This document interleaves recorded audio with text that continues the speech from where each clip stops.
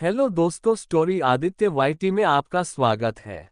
My hot professor part 13 chapter 131 bathroom intimacy. इधर bathroom का माहौल काफी गर्म हो चुका था। आकर्ष लगातार अपनी उंगलियों को ऐश के मिड एरिया में एंटर कर तेजी से मूव रहा था, जिससे अपनी सिसकियां को रोक ना पाने के कारण ऐश लगातार करह रही थी। आकर्ष लगातार अपने हाथों की मूवमेंट फास्ट करते हुए ऐश को प्लेजर दे रहा था।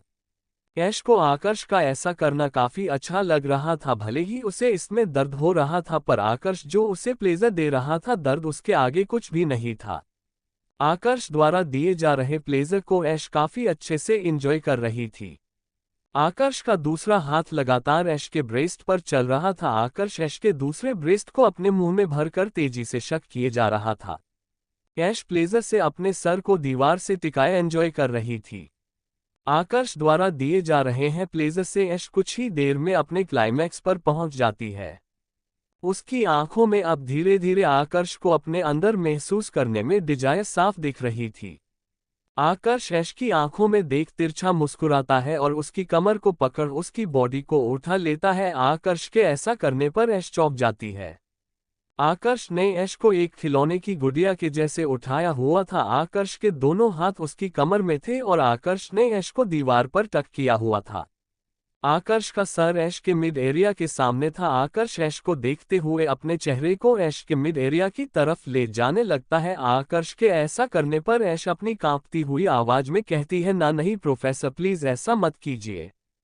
पर आकर्ष उसकी बात को नजरअंदाज कर अपने चेहरे को उसके मिड एरिया में ले जाता है और अपने होठों को उसके मोटे होठों पर रख देता है। आकर्ष के होठों को महसूस कर ऐश की एक तेज सिसकी निकल जाती है। आकर्ष लगातार उसके मिड एरिया को सक किए जा रहा था। ऐश जो कि आकर्ष की ऐसा करने से अभी उभरी भी नहीं थी कि आकर्ष अपनी जीभ को उसके मिड एरिया में एंटर कर देता है। आकर्ष के ऐसा करने से ऐश की एक तेज चीख निकल जाती है और वह प्लेजर से अपनी आंखों को बंद कर लेती है। उससे आकर्ष का ऐसा करना काफी अच्छा लग रहा था। वह अपने हाथों को आकर्ष के सर पर रख उसका दबाव अपने मिड एरिया पर बनाने लगती है। आकर्ष जो कि ऐश को लगातार सक किए रहा था, वो और भी हार्ड और फास्ट शक करने लगता है। ऐश लगातार प्लेजर से मौन कर रही थी। उस बाथरूम में केवल ऐश सिसकने और चीखने की आवाज आ रही थी और आकर्ष की गर्म सांसों की आवाज। काफी देर तक ऐश को शक करने के बाद आकर्ष धीरे से उसे वापस जमीन में लाता है। ऐश के पांव हल्के कांप रहे थे। आकर्ष की नजर जैसे ही अपने मिड एरिया पर जाती है, उसके होठों पर एक तिरछी मुस्कान फैल जाती है और ऐश जो कि अपनी सांसों को काबू कर रही थी, आकर्ष की नजरों का पीछा करती है तो उसके हार्ड मैनहुड को देख उसके गाल लाल हो जाते हैं। आकर्ष काफी हार्ड हो चुका था। आकर्ष ऐश की नजरों को अपने मेनहुड पर देख तिरछी स्माइल लिए ऐश के चेहरे के ऊपर उठा और कहता है, इट्स योर टर्न बेबी, जो प्लेजर मैंने तुम्हें दिया है अब वह तुम मुझे दोगी। इसके साथ ही आकर्ष ऐश के कंधों को नीचे झुकाने लगता है। ऐश जिसकी आंखों में लस्ट भर चुकी थी, वह धीरे धीरे नीचे झुकती है और घुटनों के बल बैठ जाती है। वह अपने कैपते हुए होठों को धीरे धीरे आकर्ष के मेन हुड की ओर ले जाने लगती है। वह अपने हाथ से आकर्ष के थिक और लॉन्ग सॉफ्ट को पकड़ती है। ऐश जैसे ही आकर्ष को टच करती है, उसे उसकी हॉट हार्डनेस अपने हाथों में महसूस होती है। आकर्ष काफी हार्ड हो गया था। ऐश धीरे से उसके टिप को अपने होठों से चूम लेती है। आकर्ष जो कि ऐश के पकड़ने से ही अपनी बॉडी में सेंसेशन महसूस कर रहा था, ऐश के ऐसे किस करने से वह गुर्राते हुए अपनी गर्दन को पीछे कर लेता है। ऐश अपनी शर्म को छोड़ आकर्ष को प्लेजर देने लगती है। ऐश लगातार उसके मेनहुड होता को सक किए जा रही थी। आकर्ष के मुंह से लगातार ऐश के द्वारा दिए जा रहे हैं प्लेजर से आवाज आ रही थी। उस पूरे रूम में आकर्ष के गहरी और ऐश के सकिंग की आवाज आ रही थी। काफी देर तक जब ऐश आकर्ष को प्लेजर देती है तो आकर्ष अपने क्लाइमैक्स पर पहुंचने वाला था। वह ऐश के बालों को पकड़ उसके चेहरे को ऊपर उठाता है। आकर्ष के ऐसे करने पर ऐश कंफ्यूजन में उसे देखने लगती है। आकर्ष ऐश को कंधे से पकड़ खड़ा करता है। Now ready to feel me. Aakarsh Aish को दीवार से सटा उसकी कमर को पकड़ हल्का ऊपर उठाता है। ऐश जल्दी से अपने पैरों को आकर्ष की कमर के चारों तरफ रेप कर लेती है। आकर्ष अपनी मेनहुड को पकड़ ऐश के एंट्रेंस में सेट कर एक जोरदार झटका मारता है, जिससे वह एक ही बार में ऐश के अंदर एंटर कर जाता है। आकर्ष के इतना रफली एंटर होने से ऐश की दिल दहला देने वाली चीख बाथरूम में गूंज जाती है। क्योंकि सुबह ही आकर्ष में उसके साथ काफी रफ इंटीमेसी की थी और अभी पूरा दिन निकला भी नहीं था कि वापस से आकर्ष उसके साथ वैसे ही रफली एंटर हो रहा था। आकर्ष ऐश की चीख सुन उसके होठों पर अपने होंठ रख देता है और धीरे धीरे अपनी कमर को मूव करते हुए थ्रस्ट करने लगता है। ऐश जो कि चीखना और चिल्लाना चाहती थी, आकर्ष के किस करने से उसकी चीख उसके मुंह में ही रह जाती है। आकर्ष ऐश को दीवार से होल्ड किए लगातार अपनी कमर को मूव किया जा रहा था। धीरे धीरे आकाश की मूवमेंट हार्ड और फास्ट दोनों हो जाते हैं। वह बिल्कुल आउट ऑफ कंट्रोल होते हुए अपनी मूवमेंट को फास्ट और हार्डर कर देता है। ऐश की बॉडी में बहुत तेज दर्द हो रहा था, पर वह इस प्लेजर को एंजॉय भी कर रही थी। आकर्ष करीब 1 घंटे उसके साथ बाथरूम में ही इंटीमेट होता है, पर अभी भी आकर्ष का मन नहीं भरा था। वह ऐश की बॉडी से खुद को अलग किए बिना उसे वैसे ही पकड़े हुए बाथरूम से निकल अपने रूम में आता है और ऐश को बिस्तर पर लेटा वापस से इंटीमेट होने लगता है। अब आकर्ष और भी रफली ऐश के अंदर इन और आउट हो रहा था, जिससे आकर्ष की हॉट थिक और हार्ड सॉफ्ट ऐश को अपने पेट तक महसूस हो रही थी। वह चिल्लाते हुए कहती है, प्रोफेसर प्लीज थोड़ा धीरे कीजिए, ये काफी डीप है, मुझे दर्द हो रहा है। आकर्ष ऐश की बात सुन उसके कान के पास जा अपनी गहरी आवाज में कहता है, पर मुझे ऐसा लग रहा है कि तुम ये सब एंजॉय कर रही हो, क्योंकि तुम भले ही कुछ भी बोलो पर सच तो तुम्हारी सॉफ्टनेस ही बोल रही है। ये सब कहते हुए आकर्ष काफी लॉन्ग तरीके से 2-3 बार थ्रस्ट करता है, जिससे ऐश अपनी आंखों को दर्द से मींच लेती है। पर आकर्ष ऐश के ऊपर कोई भी दया न दिखाते हुए काफी तेजी से उसके अंदर मूव होने लगता है। उन दोनों के इंटीमेशन को लगभग 2 घंटे बीत चुके थे, पर आकर्ष का स्टैमिना कम होने का नाम ही नहीं ले रहा था। अब ऐश में तो बिल्कुल भी जान नहीं बची थी। वह आकर्ष को मन ही मन बहुत कोस रही थी कि यह मॉन्स्टर बिस्तर पर आते ही बिल्कुल जानवर बन जाता है। ऐश की आंखों से लगातार आंसू बहते हुए थे, जिससे उसका चेहरा लाल पड़ चुका था। आकर्ष जो कि बस अपने क्लाइमैक्स पर पहुंचने ही वाला था, वह और भी तेजी से अपनी बॉडी को मूव करने लगता है और 2-3 थ्रस्ट में ही वह खुद को ऐश के अंदर रिलीज कर देता है। ऐश जो कि अपनी आंखें बंद करने ही वाली थी, उसे अपनी बॉडी के अंदर गर्माहट फील होती है। उसे महसूस हो रहा था कि आकर्ष काफी सारा उसके अंदर रिलीज हो चुका है। आकर्ष ऐश से बिना अलग हुए वैसे ही उसके ऊपर लेट जाता है। ऐश काफी गहरी सांस ले रही थी, वहीं ऐश और आकर्ष दोनों बिल्कुल पसीने से लथपथ हो चुके थे। आकर्ष जो कि काफी सेटिस्फाइड हो गया था, वह प्यार से ऐश के माथे को चूम लेता है और सरगोशी से थैंक यू कहता है। वो ऐश के ऊपर वैसे ही उसको गले लगाकर अपनी आंखें बंद कर लेता है। दोनों के ऊपर एक पतली चादर लिपटी हुई थी। ऐश जो कि इतनी हॉट इंटीमेसी के कारण थक चुकी थी, वह थकान के कारण अपनी आंखें बंद कर लेती है और गहरी नींद में सो जाती है। चैप्टर 132 रोमांटिक हर्ष जी और उनकी कुर्बत। रात को डिनर का टाइम हो गया था। दादी माँ ऐश और आकर्ष के बारे में पूछती हैं। आकृति जी को एकदम से याद आता है कि जब वह आकर्ष के रूम में गई थी तब वहां का माहौल क्या था। वह समझ चुकी थी कि आज दोनों ही नीचे नहीं आने वाले हैं, इसलिए वह बहाना बनाते हुए कहती हैं, मॉम उन लोग रूम में ही खाना खाएंगे। आकर्ष को बुलाने मैं गई थी, उसने मना कर दिया है। उसने कहा है कि आप लोग खाना खा लो। आकृति जी की बात सुनकर दादी माँ सबको खाना खाने कहती है। कुछ ही देर में सभी का डिनर हो गया था। सभी अपने अपने कमरे में चले जाते हैं। किचन में सिर्फ आकृति जी थी। आकृति की जो कि किचन में ऐश और आकर्ष का खाना फ्रिज में रख रही थी। उन्हें लग रहा था कि एक बार वह आकर्ष और ऐश को बुला ही ले, कहीं ऐसा ना हो कि उन लोग बिना खाना खाए ही सो जाएं। आखिर माँ का दिल था, कैसे ना बच्चों के लिए सोचता। आकृति जी थोड़ा घबराते हुए आकर्ष के कमरे की तरफ जाती हैं, क्योंकि उन्हें हल्की शर्म आ रही थी, पर वह अपने मन को समझाते हुए धीरे धीरे आकर्ष के केबिन की तरफ चली जाती। वह जैसे ही आकर्ष के रूम की तरफ जाती है तो आकर्ष का रूम वैसे ही लगा हुआ था जैसे कि वह शाम को छोड़कर गई थी। उन्हें हल्का डर भी लग रहा था। आकर्ष के रूम में जाने में वह हल्का झिझकते हुए आकर्ष के रूम का दरवाजा खटखटाती हैं, पर सामने से कोई आवाज नहीं आती। 1-2 बार और खटखटाने के बाद भी जब कोई आवाज नहीं आती तो आकृति जी हल्का दरवाजा खोल झनकर अंदर देखती हैं, तो रूम का माहौल बिल्कुल शांत था। रूम का माहौल शांत देख वह थोड़ी रिलैक्स होती है और धीरे से दरवाजे के खोल अंदर आती है। आकृति जी जैसे ही बिस्तर की तरफ मुड़ती है तो वहां का सीन देख उनके कान लाल हो जाते हैं। उनका पूरा चेहरा शर्म से लाल हुआ जा रहा था। सामने आकर्ष और ऐश बिस्तर पर लेटे हुए थे। ऐश जो कि आंखें बंद करे सो रही थी, वही आकर्ष ऐश के ऊपर पूरी उसकी बॉडी को कवर किए उसके ऊपर सोया हुआ था। उन दोनों के ऊपर एक पतली सी चादर थी जो कि आकर्ष की कमर तक थी, क्योंकि आकर्ष ऐश के ऊपर था। इससे ऐश की एक भी बॉडी आकृति जी को नहीं दिख रही थी। केवल आकर्ष की पीठ ही उन्हें दिख रही थी जिसमें नोचने के निशान थे। उन दोनों को ऐसे देख हड़बड़ाते हुए जल्दी से रूम के बाहर जाती है और दरवाजे को लॉक कर देती है, क्योंकि वह नहीं चाहती थी कि कोई भी उनके रूम में ऐसे जाए। आकृति जी जल्दी जल्दी सीढ़ियां उतरते हुए नीचे की तरफ जा रही थी। नीचे हर्ष जी जो कि आकृति जी का ही वेट कर रहे थे, आकृति जी को ऐसे जल्दबाजी में नीचे उतरकर आते देख कहते हैं, क्या हुआ आकृति जी, आप इतना जल्दी जल्दी में क्यों नीचे उतर रही है? देखिए संभल कर कहीं गिर ना जाए। आकृति जी हर्ष जी को देखकर आराम से सीढ़ियां उतरने लगती हैं। हर्ष जी जिनके हाथों में एक फाइल थी, आकृति जी उस फाइल की तरफ देखकर कहती हैं, आप ये कहाँ लेकर जा रहे हैं? सोने का टाइम हो रहा है, क्या अभी भी आपको काम करना है? चलिए इसे रखिए।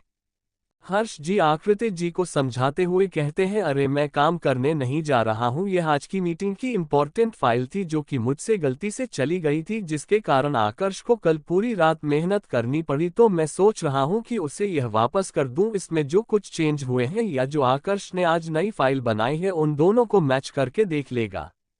जैसे ही आकृति जी को उन्हें आकर्ष के रूम का दृश्य याद आ जाता है, वह जल्दी से चिल्लाते हुए कहती है, बिल्कुल नहीं, आप वहां नहीं जाएंगे। आकृति जी के ऐसा कहने पर हर्ष जी ना समझी में उन्हें देखते हुए कहते हैं, क्या हुआ, आप ऐसे चिल्ला क्यों रही हैं? आखिर में आकर्ष के रूम में नहीं जा सकता? आकृति जी हर्ष जी के हाथों से फाइल लेते हुए कहती हैं, समय देख रहे हैं आप, बेटे बहू की नई नई शादी हुई है, अब आपका बेटा सिंगल नहीं है जो आधी रात को भी आप उसके रूम में मुंह उठाते हुए चले जाएंगे। हमें उन्हें क्वालिटी टाइम देना चाहिए। हर्ष जी को आकृति जी की बात सही लगती है, इसलिए वह चुपचाप अपने रूम की तरफ चले जाते हैं। आकृति जी जो अपनी पूरी बॉडी में गर्मी का एहसास हो रहा था, वह जल्दी से किचन में जाती है और ऐश और आकर्ष का खाना फ्रिज में रखकर सीधे अपने रूम में चली जाती हैं। आकृति जी रूम में आकर यहाँ वहाँ टहलने लगती है, क्योंकि उन्हें अपनी बॉडी में काफी हिट महसूस हो रही थी। हर्ष जी जो कि आकृति जी का अजीब बिहेवियर काफी देर से देख रहे थे, वो उठकर उनके तरफ आते हैं और उनके कंधे पर हाथ रखते हुए कहते हैं, क्या हुआ? अपने कंधे पर हाथ देख आकृति जी की पूरी बॉडी में सिहरन दौड़ जाती है और वह हर्ष जी की तरफ मुड़ती है। हर्ष जी को आज आकृति जी की आंखों में कुछ अलग ही एहसास दिख रहे थे, जिसे वह काफी अच्छी तरीके से वाकिफ थे। हर्ष जी आकृति जी को देखकर हल्का मुस्कुराते हैं। आकृति जी हल्का शर्मा कर अपना सर झुका लेती हैं। हर्ष जी की नज़र दरवाजे की तरफ जाती है जो कि अंदर से लॉक नहीं था। वह आकृति जी की कमर में चिकोटी काटते हुए सीधे दरवाजे की तरफ जाते हैं और अंदर से लॉक कर देते हैं। जैसे ही आकृति जी दरवाजा लॉक होने की आवाज़ सुनती है, उनकी बॉडी में कर्क दौड़ जाता है। वह समझ चुकी थी कि आगे क्या होने वाला है। हर्ष जी अपनी आंखों में शरारत लिए आकृति जी की तरफ बढ़ते हैं और उनका हाथ पकड़ सीधे उन्हें बालकनी की तरफ ले जाते हैं। बालकनी में ठंडी हवाएं चल रही थी। आकृति जी उन हवाओं को अपने शरीर में महसूस कर काफी रिलैक्स महसूस कर रही थी। हर्ष जी आकृति जी के पीछे खड़े हो उनकी कमर में हाथ डालकर खुद से उन्हें चिपका लेते हैं। हर्ष जी की करीबी को महसूस कर आकृति जी अपने सर को उनके सीने पर रख लेती हैं। दोनों काफी देर तक उससे खुशनुमा माहौल को महसूस कर रहे थे कि हर्ष जी के हाथ धीरे धीरे आकृति जी की बॉडी पर चलने लगते हैं, जिसे महसूस कर आकृति जी की सिसकी निकल जाती है। आकृति जी की इन सिसकियां को सुन हर्ष जी उनके हाथ को समझ उनका हाथ पकड़ते हैं और सीधे रूम में ले आते हैं। कुछ ही देर में उस रूम की लाइट बंद हो जाती है और माहौल बिल्कुल गर्म हो गया था। उसे रूम से लगातार गर्म गहरी सांसों और सिसकियां की आवाज आ रही थी। भले ही शादी के आज इतने साल हो चुके थे, पर हर्ष जी का प्यार आकृति जी के लिए कम नहीं हुआ था। आज भी वह पहले के जैसे जवान और रोमांटिक थे। दोनों ही अपनी प्यार की सागर में एक दूसरे का साथ पाकर डूबते ही चले जा रहे थे। करीब 2 घंटे बाद हर्ष जी के सीने में आकृति जी अपना सर रखे सुकून से सो रही थी। उन दोनों की बॉडी पर चादर थी, दोनों ने ही अपने कपड़े नहीं पहने हुए थे। हर्ष जी जो कि फैन की ओर देख रहे थे वह आकृति जी को इतना सुकून से सोता देख उसके माथे पर किस कर लेते हैं और अपनी आंखें बंद कर लेते हैं। दोनों ही एक दूसरे को पकड़ नींद के आगोश में चले जाते हैं। सुबह का समय। सुबह से दादी माँ देख रही थी कि आकृति जी का चेहरा कुछ ज्यादा ही आज खिला खिला है, उनके चेहरे से चमक जाने का नाम ही नहीं ले रही थी। इस बीच अनीशा जी ने उन्हें कई बार छेड़ा भी था क्योंकि उन्होंने आकृति जी के गले में लव बाइट्स के निशान देखे थे। अनीशा जी और आकृति जी दोनों देवरानी जेठानी से ज्यादा एक दूसरे की सहेलियां थी और अनीशा जी काफी अच्छी तरीके से जानती थी कि उनके जेठ जी कितने रोमांटिक हैं। भले ही दोनों अपने बुढ़ापे के करीब थे लेकिन दोनों ने ही अपने अपने पार्टनर की बेचैनियां और रोमांटिक हरकतें महसूस की थी। आकृति जी को ऐसा शर्माते देख अनीशा जी को जवानी के दिन याद आ जाते हैं कि वह पहले भी ऐसे ही शर्माया करती थी जब हर्ष जी उनके करीब आया करते थे। दादी माँ अनीशा जी को चिल्लाते हुए कहती है, क्या बहू तुम दोनों की खुसुर पुसुर ऐसे ही लगी रहेगी कि तुम लोग हमें खाना भी खिलाओगे। दादी माँ की बात सुन आकृति जी वहीं से चिल्लाते हुए कहती है, जी मैं बस लगा ही रहे हैं। यहाँ हमारे लव बर्ड्स के रूम में एक अलग ही माहौल था। आकर्ष लगातार ऐश की गर्दन पर छोटी छोटी किस करे जा रहा था। वह काफी देर से उठ चुका था पर ऐश को इतनी गहरी नींद में सोता देख उसे उसकी नींद खराब करना अच्छा नहीं लगा, पर वह ऐश को ऐसे अपने इतने करीब महसूस कर अपनी बॉडी को हार्ड होता हुआ फील कर रहा था। ऐश जो कि एक अच्छी और लंबी नींद लेकर धीरे धीरे अपनी आंखें खोलती है तो उसे अपनी बॉडी के ऊपर भार महसूस होता है। वह जैसे ही नीचे देखती है तो आकर्ष उसके ऊपर लेटा हुआ उसके गले पर किस कर रहा था। उसके हाथ ऐश की ब्रेस्ट को सहला रहे थे। ऐश को अपनी बॉडी में बहुत थकान महसूस हो रही थी क्योंकि रात भर आकर्ष उसकी बॉडी के ऊपर सो रहा था। वह आकर्ष के हाथ को अपने सीने से हटाते हुए कहती है, क्या कर रहे हैं आप, अभी तक मन नहीं भरा है क्या आपका? आकाश ऐश के लिप्स पर बेबी किस करते हुए कहता है, मेरा मन तुमसे कभी नहीं भर सकता। मैं जब भी तुम्हारे करीब जाता हूं मुझे ऐसा महसूस होता है कि हम पहली बार ही एक दूसरे के ऐसे करीब आए हैं।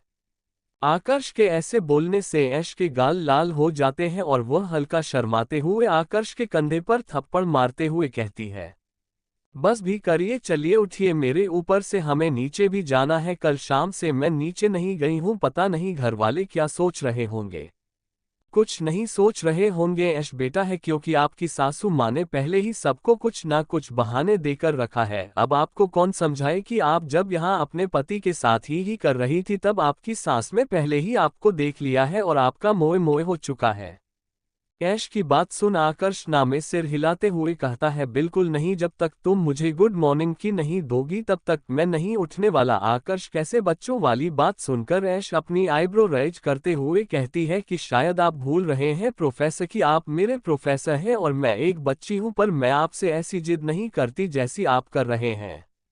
ऐश की बात सुन आकर्ष उसके ब्रेस्ट को दबाते हुए कहता है, तुम एक बच्ची नहीं हो, तुम्हें तो मैंने एक औरत बना दिया है। और रही बात बच्ची की तो कुछ दिनों बाद मैं तुम्हें बच्ची को तुम्हारे टमी में डालकर तुम्हें माँ भी बना दूंगा। आकर्ष की ऐसी बेशर्मी भरी बात सुन है उसे खुद से ऊपर से धक्का देती है और चादर से खुद को कवर कर लड़खड़ाते हुए बाथरूम की तरफ चली जाती है। ऐश चादर को वहीं दरवाजे की तरफ फेंक आकर्ष को एक तिरछी नजर से देख अंदर चली जाती है। ऐश को अपनी बॉडी काफी चिपचिपी महसूस हो रही थी। आकर्ष ऐश के ऐसे बोल्ड मूव को देखा है, वह स्मिर्क करते हुए ऐश के पीछे पीछे बाथरूम में चला जाता है। चैप्टर 133 कृष अनोखी के कमरे में रोमांस। यहाँ लूथरा हाउस में कुछ अलग ही सीन चल रहा था। कृष जो कि आज अनोखी से मिला नहीं था वो चोरी से अनोखी के कमरे में आता है। आज कृष करीब रात के 1 बजे अपने हॉस्पिटल के काम को पूरा करके चोरी चुपके अनोखी के रूम में आता है। अनोखी जो कि सुकून से सो रही थी, कृष की नज़र जैसे ही अनोखी के मासूम चेहरे पर जाती है उसकी थकान एकदम से गायब हो जाती है। वह अपनी टाई को ढीला कर कोट को निकालकर साइड में सोफे पर रख देता है और धीरे धीरे अपनी शर्ट की बटन खोल उसे उतार देता है। कृष सीधे बाथरूम में जाता है और कुछ ही देर में फ्रेश होकर अपनी कमर में टॉवल लपेट बाथरूम से बाहर आता है। ये सब कृष बहुत ही आराम से कर रहा था। वह नहीं चाहता था कि अनोखी की नींद खुले। फ्रेश होकर कृष को अब काफी अच्छा लग रहा था। आज का दिन उसका काफी थका देने वाला था, जिस कारण से वह अनोखी से बात भी नहीं कर पाया था, पर उसे अनोखी की बहुत याद आ रही थी, इसलिए वह चोरी चुपके अनोखी से मिलने चला आया। उसने पहले ही सोच लिया था कि आज की रात वह अनोखी के साथ ही बिताएगा। कृष अनोखी के बेड के पास जाता है और अपनी कमर में लिपटे हुए टॉवल को निकाल अनोखी के कंबल में घुस जाता है। कृष ने नीचे कुछ भी नहीं पहना था। अब ये कृष की बेशर्मी कहे या उसकी आदत, जिससे अभी अनोखी अनजान थी। वह वैसे ही नेकेड अनोखी के बाजू में लेट जाता है, अनोखी जो कि करवट बदल कर सो रही थी। कृष उसके नजदीक जा चेहरे को देखने लगता है। अनोखी के चेहरे को देखते देखते उसकी नज़र अनोखी के सीने की तरफ जाती है, जो कि उसके नाइट सूट से काफी विजिबल हो रहे थे। आज अनोखी ने सेटन का नाइट सूट पहना था, जो कि सीने से काफी डीप था। अनोखी के ऐसे करवट लेकर सोने से उसके उभार ऊपर की ओर उठ गए थे, जिससे वह क्लियरली नजर आ रहे थे। अनोखी को ऐसा देखा कृष अपने थूक को निगलता है। उसे अपनी बॉडी धीरे धीरे हार्ड महसूस हो रही थी। एकदम से अनोखी खिसकते हुए कृष की तरफ आ जाती है और उसका पैर सीधे कृष के मैननहुड के ऊपर जाता है। कृष, जो कि अनोखी को देखने में खोया हुआ था, अनोखी के पैरों को अपने मनहुड में महसूस कर उसकी सांस ही रुक जाती है। हालांकि उसे एकदम से अनोखी के पैर रखने से हल्का दर्द भी हुआ था, पर वह दर्द अनोखी के ऐसे टच करने से सेंसेशन में बदल गया था। कृष अपनी बड़ी बड़ी आंखों से पंखे की तरफ देख रहा था। अनोखी, जो कि आराम से सोई हुई थी, उसे अपने पैर में हल्की चुभन का एहसास होता है। उस चुभन को महसूस कर वह नींद में ही अपने पैर को हटा लेती है। अनोखी के पैर को अपने मैनहुड से हटा देख कृष गहरी सांस भरता है। अब उसे अफसोस हो रहा था कि उसने अपनी आदत अनुसार क्यों अपने सारे कपड़े रिमूव कर दिए। अभी कृष ने राहत की सांस ली ही थी कि अनोखी का घूमता हुआ हाथ सीधे उसके मिड एरिया में पड़ता है। कृष, जो कि अभी रिलीफ ही महसूस कर रहा था, अपने मिड एरिया पर पड़े थप्पड़ के कारण उसकी हल्की चीख निकल जाती है। वह अपने हाथ को अपने मुंह में रखकर अपनी चीख को रोकता है। कृष अपनी खतरनाक बीवी को देखता है, जो कि पता नहीं कहां कहां से उसके पार्ट पर हमले कर रही थी। वह मन में कहता है, बीवी तुम ये हमलों को रोको, वरना हमारी आने वाली जनरेशन तुम्हारे इन वार से ही रुक जाएगी। इसी से हमारा भविष्य तय होगा और तुम इस पर लगातार हमला किया जा रही हो। क्या तुम्हें सच में मां बनने की कोई इच्छा नहीं है? अभी कृष ये सब सोच ही रहा था कि अनोखी की पकड़ उसके मैनहुड पर कस जाती है। अनोखी की पकड़ अपनी मेनहुड पर महसूस कर वह अपनी बड़ी बड़ी आंखों से अनोखी की तरफ देखता है, जो कि अपने होठों पर जीभ फेर रही थी और कुछ बुदबुदा रही थी।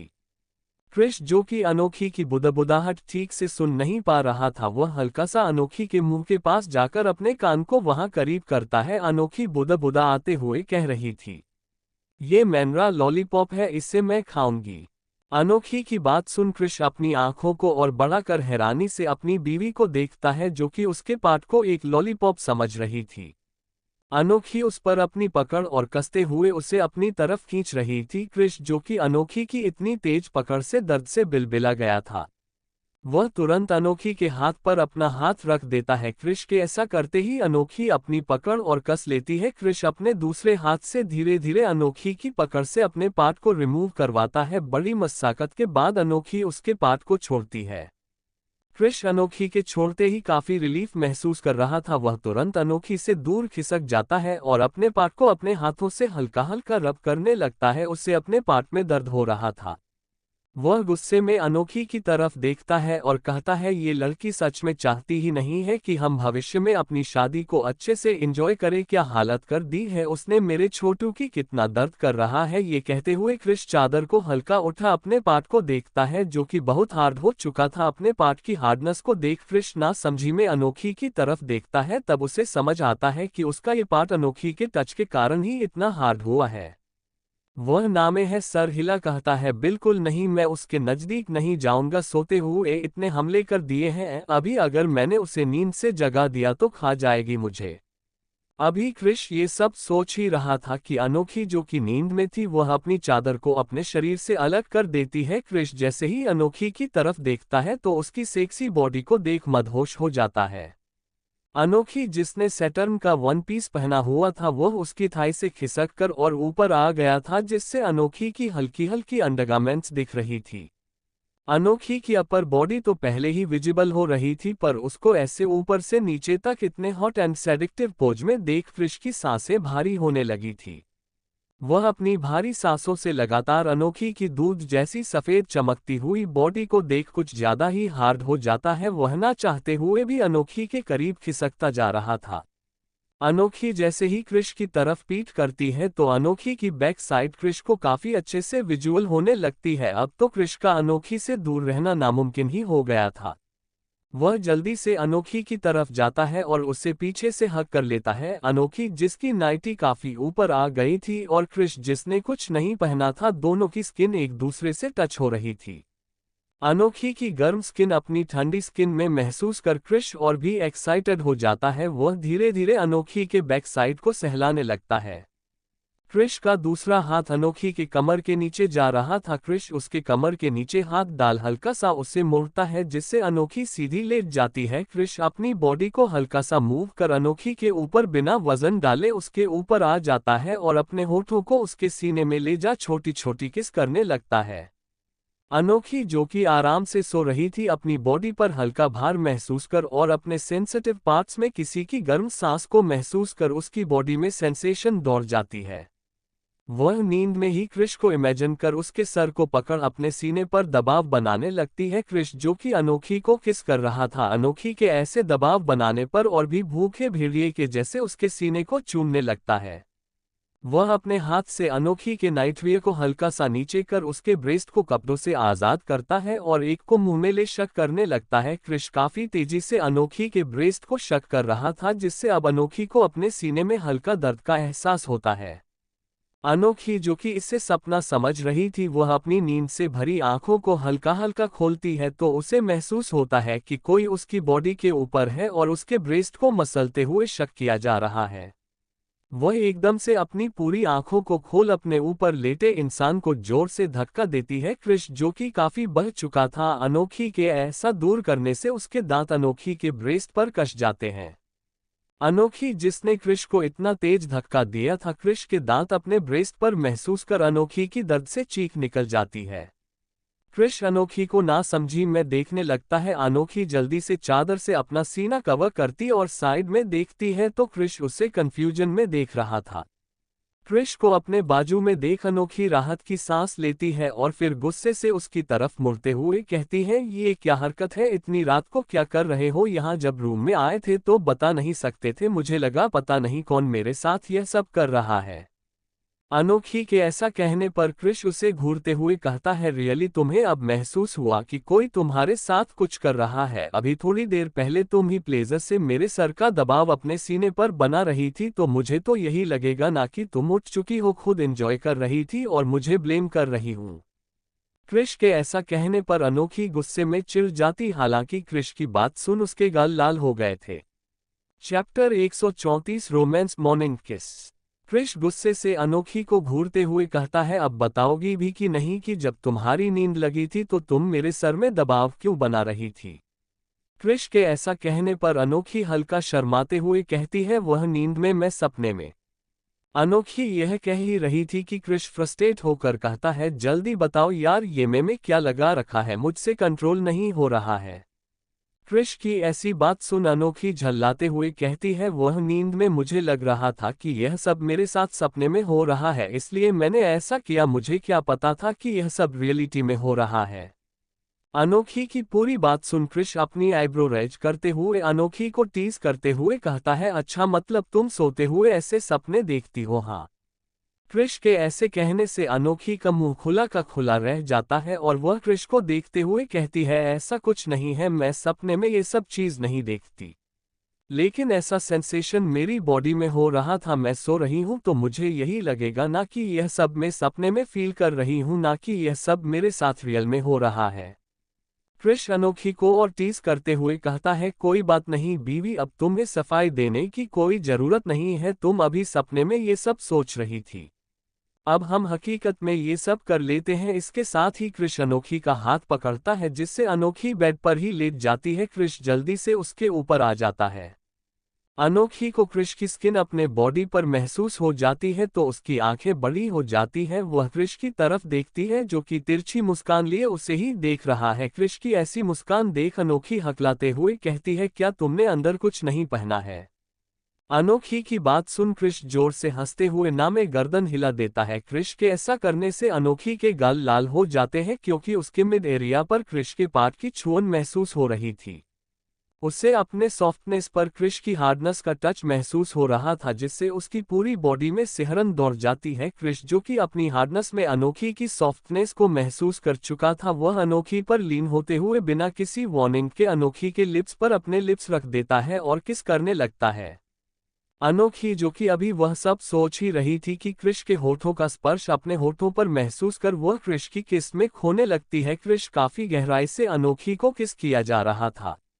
धीरे धीरे अनोखी भी उसकी किस को फील करते हुए उसका साथ देने लगती है। क्रिश हल्का सा अपना हाथ वापस से अनोखी के ब्रेस्ट पर ले जाकर उसके ब्रेस्ट को कपड़ों के ऊपर से ही सहलाने लगता है। अनोखी क्रिश के ऐसे टच करने से अपने पैरों को बेडशीट पर ही रगड़ने लगती है। क्रिश अपने हाथ से अनोखी की नाइट ड्रेस के स्ट्रैप को नीचे कर देता है जिससे उसकी ड्रेस सीने से ढीली हो जाती है। क्रिश जल्दी से अपने हाथों में उसके पीठ जैसे ब्रेस्ट को पकड़ लेता है। अनोखी के ब्रेस्ट काफी सेडिक्टिव थे जो कि क्रिश को हमेशा उसका दीवाना बना देते थे। क्रिश अपने दोनों हाथों से उसके दोनों ब्रेस्ट को पकड़े मसल रहा था जिससे एक्साइटेड होकर अनोखी अपनी कमर को हल्का उठा लेती है। उसके साथ ही अनोखी के ब्रेस्ट भी हल्का उठ जाते हैं। क्रिश अनोखी को किस करना बंद कर उसके एक बेस्ट को जल्दी से अपने मुंह में लेकर शक करने लगता है। अनोखी क्रिश के ऐसा करने से मौन करने लगती है। क्रिश अनोखी के चेहरे को लगातार देखते हुए उसके ब्रेस्ट को शक किया जा रहा था एवं दूसरे ब्रेस्ट को सहला रहा था। धीरे धीरे क्रिश अपने हाथ को अनोखी के निचले एरिया की तरफ ले जाने लगता है और उसकी सॉफ्टनेस को उसके अंडरगारमेंट्स के ऊपर से ही सहलाने लगता है। अपने निचले एरिया में क्रिश के हाथ को महसूस कर अनोखी की एक जोरदार सिसकी निकल जाती है। अनोखी को ऐसे प्लेजर से मौन करते सुन क्रिश और भी एग्रेसिव होकर अपने हाथों की मूवमेंट बढ़ाते हुए तेजी से शक करने लगता है। क्रिश जो कि खुद भी आउट ऑफ कंट्रोल हो गया था, वह अपने हाथ को उसके अंडरगारमेंट में ले जाए एक झटके में उसे फाड़ देता है क्योंकि वह पतले कपड़े की बनी थी तो आसानी से फट गई। क्रिश की इतनी एग्रेसिवनेस को देख अनोखी और भी खुद को एक्साइट महसूस कर रही थी। क्रिश ज्यादा देरी न करते हुए अपनी हार्डनेस को अनोखी की सॉफ्टनेस में फिर आते हुए एकदम से जोरदार थ्रस्ट करता है। क्रिश के ऐसे एकदम से थ्रस्ट करने से अनोखी को क्रिश की हॉटनेस अपने अंदर महसूस होती है। क्रिश ने इतनी तेजी से थ्रस्ट किया था कि एक ही बार में वह अनोखी के अंदर एंटर हो गया था। अनोखी जो कि दर्द के मारे अपनी आंखें नीचे हुई थी, क्रिश उसकी आंखों को चूमते हुए धीरे धीरे अपनी कमर को मूव करने लगता है। पहले क्रिश धीरे धीरे थ्रस्ट कर रहा था पर समय के साथ क्रिश की थ्रस्ट और तेज होने लगती है।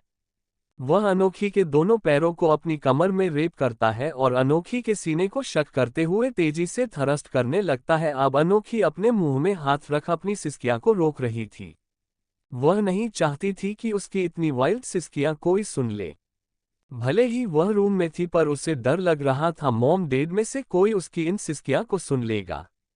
क्रिश जो कि लगातार थ्रस्ट कर रहा था, अनोखी को अपनी सिसकियां को रोकते देख वह अपने हाथ को ले जा उसके हाथ पर रख उसके मुंह से अलग कर देता है। क्रिश के ऐसा करने से अनोखी कुछ बोलने ही वाली थी कि क्रिश एक जोरदार थ्रस्ट करता है जिससे अनोखी की एक चीख निकल जाती है। क्रिश की हार्डनेस उसे अपने पेट तक महसूस हो रही थी। वह क्रिश को गुस्से में घूरने लगती है तो क्रिश तिरछी स्माइल ले उसके नजदीक जा कहता है, खबरदार, जो तुमने अपनी सिसकियां को रोका तो मैं इन्हें सुनना चाहता। जब तुम प्लेजर से मेरा नाम लोगी आखिर में भी तो जानू कि मेरे द्वारा दिए जा रहे हैं प्लेजर को तुम कितना एंजॉय करती हो। तुम्हारी इन सिसकियों को सुनकर मैं कुछ ज्यादा ही आउट ऑफ कंट्रोल हो जाता हूं और मैं बहुत अच्छे से जानता हूं कि तुम मेरे इस वाइल्ड प्लेजर को काफी एंजॉय करती हो। अनोखी जो कि क्रिश को गुस्से में देख रही थी, क्रिश के ऐसे बोलने से उसके गाल लाल हो जाते हैं। क्रिश जो भी कुछ बोल रहा था वह वाकई में सच था। क्रिश और अनोखी जब जब इंटीमेट हुए हैं, क्रिश के वाइल्ड इंटीमेशन को ही अनोखी काफी एंजॉय करती है। वह चाहती ही नहीं कि क्रिश उसके साथ सॉफ्ट रहे, भले ही उसे इंटीमेशन के दौरान दर्द होता है पर उसकी हर एक हार्ड और फास्ट थ्रस्ट से वह खुद को बहुत रिलैक्स महसूस करती थी। क्रिश काफी हार्ड और फास्ट अनोखी के अंदर मूव कर रहा था, दोनों ही पसीने से लगभग भीग चुके थे। अनोखी जो कि अपने क्लाइमैक्स पर पहुंचने वाली थी, वह क्रिश का नाम लेते हुए सिसकती है और कहती है, प्लीज क्रिश अब रुकना नहीं, मैं अपनी क्लाइमैक्स पर पहुंचने वाली हूं। क्रिश अनोखी की बात सुन और भी तेजी से उसके अंदर मूव होने लगता है। कुछ ही समय में अनोखी अपने क्लाइमैक्स पर पहुंच जाती है और वह क्रिश को रोकने के लिए कहती है। क्रिश अनोखी की बात सुन उसके ब्रेस्ट पर काटते हुए कहता है, तुम तो अपने मुकाम पर पहुंच गई, लेकिन मैं अभी सेटिस्फाइड नहीं हुआ हूं। बीवी, तो जब तक मैं सेटिस्फाइड नहीं होता तुम्हें मुझे झेलना ही पड़ेगा। इसके साथ वह और तेजी से अनोखी के अंदर मूव होने लगता है। अनोखी इतनी हॉट इंटीमेसी के कारण काफी थक चुकी थी, पर क्रिश था कि रुकने का नाम ही नहीं ले रहा था। करीब आधे घंटे तक क्रिश अनोखी के अंदर खुद को मूव कर रहा था। अनोखी की चीखें अभी बंद नहीं हुई थी। अनोखी के आंखों के किनारे से हल्के आंसू निकलने लगे थे। अनोखी जो कि थोड़ा रिलैक्स करने ही वाली थी कि क्रिश अपनी मूवमेंट और तेज कर लेता है। अनोखी समझ गई थी कि क्रिश अपने रिलीज के नजदीक है। 4 से 5 थ्रस्ट के बाद क्रिश अनोखी के अंदर रिलीज हो जाता है। अनोखी को अपने अंदर गर्माहट महसूस होती है तो उसकी आंखें शौक से बड़ी हो जाती हैं। वह क्रिश को गुस्से से घूरते हुए कहती है, क्या तुमने प्रोटेक्शन यूज नहीं किया है? क्रिश अनोखी के सवाल का कोई जवाब नहीं देता और उसके ऊपर लेट जाता है। वह अपनी सांसों को कंट्रोल कर रहा था। अभी तक क्रिश अनोखी के अंदर से खुद को निकाला नहीं था। अनोखी को क्रिश के ऊपर काफी गुस्सा आ रहा था, पर थकान ज्यादा होने के कारण वह कुछ नहीं कहती और धीरे धीरे नींद की आगोश में चली जाती है। क्रिश जो कि अनोखी की गर्म सांसों को सुनता है तो वह अपना सर उठा उसकी तरफ देखता है। उसकी प्यारी बीवी थकान के कारण सो गई थी। क्रिश अभी भी अनोखी के अंदर था। उसका मन अनोखी के अंदर से बाहर आने का बिल्कुल नहीं था, पर वह बाहर आता है। कृष्ण अनोखी की बॉडी से उठकर सीधे बाथरूम में जाता है और एक टॉवल लेकर आता है। क्रिश टॉवल की हेल्प से अनोखी के थाई एरिया को क्लीन करता है। अनोखी को अच्छे से क्लीन करने के बाद क्रिश बाथरूम में जाकर शावर लेता है। शावर लेकर क्रिश बाथरूम से अनोखी को अपनी बाहों में भरकर सो जाता है। सुबह के करीब 5 बजे क्रिश की नींद खुलती है। क्रिश जैसे ही नीचे देखता है तो अनोखी खरगोश के जैसे उससे चिपक कर सो रही थी। क्रिश उसके होठों में एक लॉन्ग पैशनेट किस करके उससे अच्छे से कवर कर सुला देता है और खुद बेड से उठ सकता है और अपने कपड़े चेंज कर अनोखी के माथे को चूमकर बाहर निकल जाता है। Chapter 135 leap. कुछ महीनों बाद ऐश बहुत धीरे धीरे चलते हुए टेबल के पास आ रही थी, जिसे दादी माँ ऑब्जर्व कर रही थी। ऐश को ऐसे आराम से चलते देख वो मन ही मन मुस्कुराने लगती है। सभी डाइनिंग एरिया में बैठकर अपना नाश्ता कर अपने अपने काम के लिए निकल जाते हैं। ऐश और आकर्ष कॉलेज चले जाते हैं। समय ऐसे ही धीरे धीरे बीत रहा था। इन बीते महीना में कुछ बदला नहीं था, तो वो थी हमारी ऐश और आकर्ष की जोड़ी और इनका प्यार समय के साथ और बढ़ता ही जा रहा था। अनोखी जो कभी क्रिश से इतना चिढ़ती थी, झगड़ती थी, अब उनके केस में उल्टा हो गया था। अब अनोखी हद से ज्यादा क्रिश से प्यार करने लगी थी और वही क्रिश अपने काम के चक्कर में अनोखी को टाइम नहीं दे पा रहा था, जिससे उन दोनों के बीच में थोड़ी बहुत खट्टा पट्टी बनी रहती थी। क्रिश अनोखी को ज्यादा टाइम ना देने के चक्कर में कई बार अनोखी के गुस्से का शिकार भी हुआ था। पर जब क्रिश अपने हॉस्पिटल से समय निकलता था तो अनोखी को मनाने के साथ साथ वह उसे इतना परेशान करता था कि अनोखी 3 से 4 दिन तक अपने दर्द में ही रही आती थी। या ये कहा जा सकता है कि क्रिश पूरे हफ्ते भर का कोटा एक दिन में ही पूरा कर लेता था। अभी तक अनोखी ने ऐश को अपने और क्रिश के बारे में नहीं बताया था। वह बस चाहती थी कि एक बार क्रिश उसकी फैमिली से बात कर ले, तभी वो लोग अपने रिश्ते के बारे में सबको बताएं। कॉलेज में आस्था लगातार आकर्ष को अपनी तरफ अप्रोच करने की कोशिश में लगी रहती थी, पर आकर्ष उसे ज्यादा भाव नहीं देता था। ठीक वैसा ही हाल मानस का था। जब से आकर्ष ने ऐश को अस्पताल में पनिश किया था, तब से ऐश बहुत ही ज्यादा साइलेंट हो गई थी। मानस को लेकर वह अक्सर उसे अवॉइड कर दिया करती थी, जिससे मानस काफी चिढ़ने लगा था। कहाँ वह सोच रहा था कि ऐश के साथ धीरे धीरे अपनी करीबियों को बढ़ा ऐश को अपने प्यार का एहसास करा देगा। वहीं सोनिया इन सब से बहुत खुश थी, क्योंकि ऐश खुद ही उसके रास्ते से धीरे धीरे हट रही थी। अब हाल ऐसा था कि सोनिया के बहकावे में मानस धीरे धीरे आने लगा था। सोनिया ने ऐश के लिए मानस के मन में इतनी नेगेटिव बातें भर दी थी, जिससे अब मानस गलत तरीकों से ऐश को पाना चाहता था। पर सोनिया यह नहीं जानती थी कि वही ये सब करके मानस को ऐश से दूर नहीं कर रही है, बल्कि उसके लिए उसका जुनून और बढ़ा रही है। जिस लड़की ने ऐश की जान बचाई थी वह अभी भी कोमा से बाहर नहीं आई थी। ऐश हर हफ्ते उससे मिलने जाया करती थी। जब आदित्य जी और सुमन जी को इस बारे में पता चला था कि वह लड़की हुवाहू ऐश जैसी दिखती है तो वह लोग उससे मिलने हॉस्पिटल भी आए थे।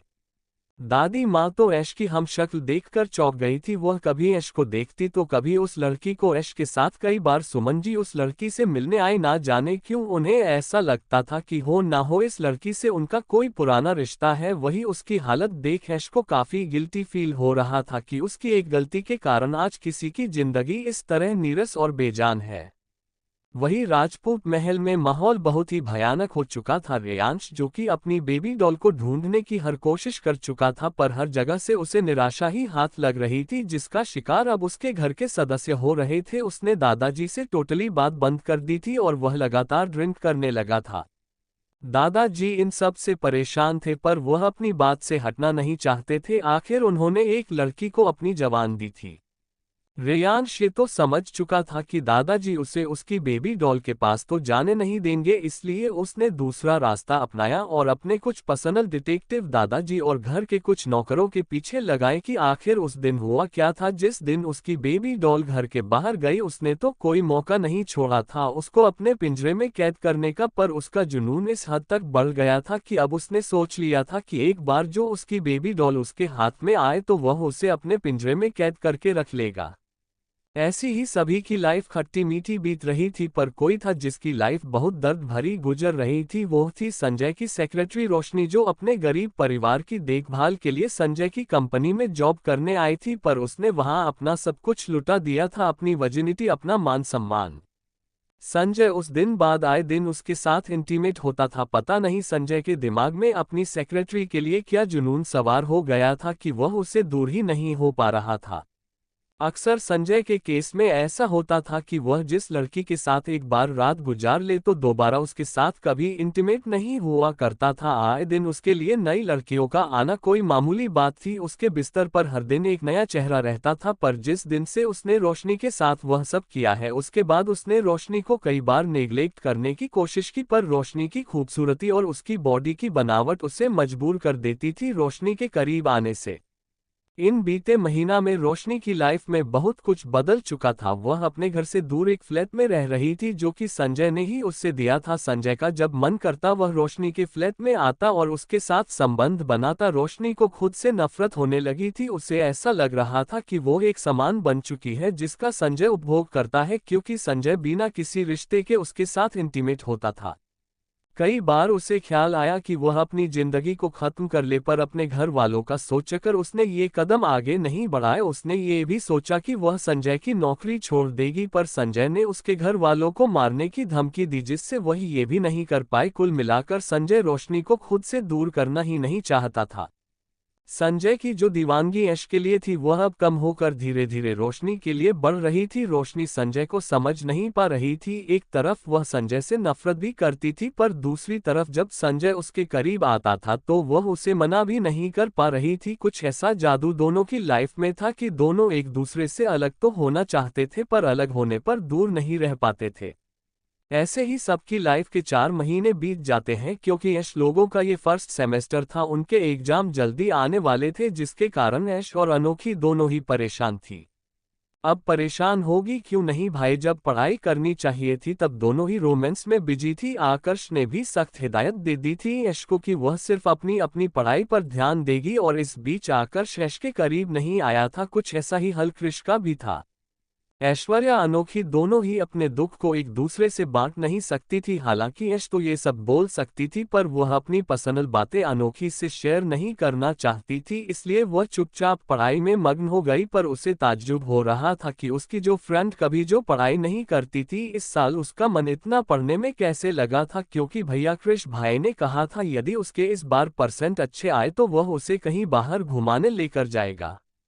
इस समय ऐश और अनोखी गार्डन एरिया में अपने सब्जेक्ट्स का रिवीजन कर रही थी। ऐश जो कि पढ़ पढ़ कर काफी बोर हो गई थी, उसकी नज़र जैसे ही अनोखी के ऊपर जाती है वह एकटक अनोखी को देखने लगती है, जो कि पढ़ने में इतनी मग्न थी कि उससे आसपास क्या हो रहा है उसकी कोई खबर ही नहीं थी। अनोखी को ऐसा पढ़ता देख ऐश अपनी आईब्रो रेज करते हुए कहती है, एग्जाम्स के लिए मेरा पढ़ना समझ में आता है क्योंकि मुझे फोर्स किया गया है, पर तू इतना मन लगाकर क्यों पढ़ गई रही है, आखिर कारण क्या है? अनोखी जो कि पढ़ने में मगन थी, ऐश की बात सुन वह ना समझी मैं उसकी तरफ देखती है और कहती है कुछ कहा तूने? ऐश वापस से अपनी बात रिपीट करते हुए कहती है पहले तो तू कभी इतना नहीं पढ़ती थी, इस बार तुझे हो क्या गया है इतना? तो मुझे लगता है तूने बोर्ड एग्जाम में भी नहीं पढ़ाई की होगी जितना तू सेमेस्टर में कर रही है, रीजन क्या है इसका? ऐश के ऐसे पूछने पर अनोखी शकपकाते हुए कहती है अरे ऐसा कुछ नहीं है, वह तू इतना पढ़ने में बिजी है तो मैंने सोचा कि मैं भी पढ़ लेती हूँ, अब हम दोनों बचपन से चाइल्डहुड फ्रेंड है, तू जो करेगी मैं वही करूँगी ना, और यदि मैं पढ़ाई नहीं की और तू पास हो गई और मैं फेल हो गई तो हम दोनों अलग हो जाएंगे ना, इसलिए मैं भी मेहनत कर रही हूँ। ऐश अनोखी की बात को सुन बिल्कुल भी पचा नहीं पा रही थी, इसलिए वह डाउटफुल नजरों से उसे देखते हुए कहती है पक्का यही कारण है कि बात कुछ और है? अनोखी ऐश की ऐसी नजरों को देख हड़बड़ाते हुए कहती है अरे पक्का यही बात है, तू मुझे ऐसी शक की नजरों से क्यों देख रही है? वैसे भी मैं पढ़ पढ़ कर बोर हो चुकी हूँ, चलना कैंटीन में कुछ खाकर आते हैं, थोड़ा मन भी फ्रेश हो जाएगा और पेट की पूजा भी हो जाएगी। ऐश जिसे सच में भूख लगी थी अनोखी की बात सुन वह हाँ में सर हिलाती है, दोनों अपनी बुक्स को अपने बैग में रख कैंटीन एरिया की तरफ चले जाते हैं। अभी दोनों सहेलियां कैंटीन की तरफ जा रही थी कि सामने से आ रहे एक शख्स से वह टकरा जाती है। ऐश जैसे ही ऊपर देखती है सामने वाले शख्स को देख वह चौंक जाती है। चैप्टर 136 ऐश की नाराजगी।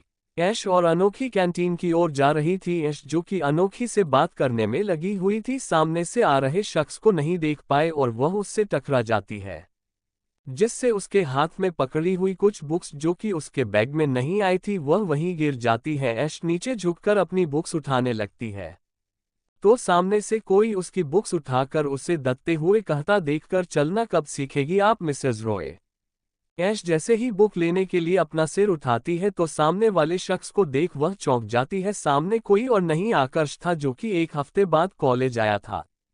करीब एक हफ्ते से आकर्ष अपनी कंपनी के काम से इतना बिजी था कि वह ऐश को टाइम ही नहीं दे पा रहा था। इस दौरान वह कॉलेज भी नहीं आया था। जब ऐश कॉलेज से घर जाती तो आकर्ष उसे घर में नहीं मिलता। ऐश आकर्ष का वेट करते करते सो जाती। आकर्ष ओएफसी काम फिनिश कर आधी रात करीब ऐश के सोने के बाद ही घर आता और जब ऐश की सुबह नींद खुलती तो आकर्ष उसे सोता हुआ दिखता। वह जानती थी कि आकर्ष इस समय काफी बिजी है और काफी थका हुआ भी रहता है, इसलिए वह उसे डिस्टर्ब ना कर और खुद रेडी होकर कॉलेज आ जाती।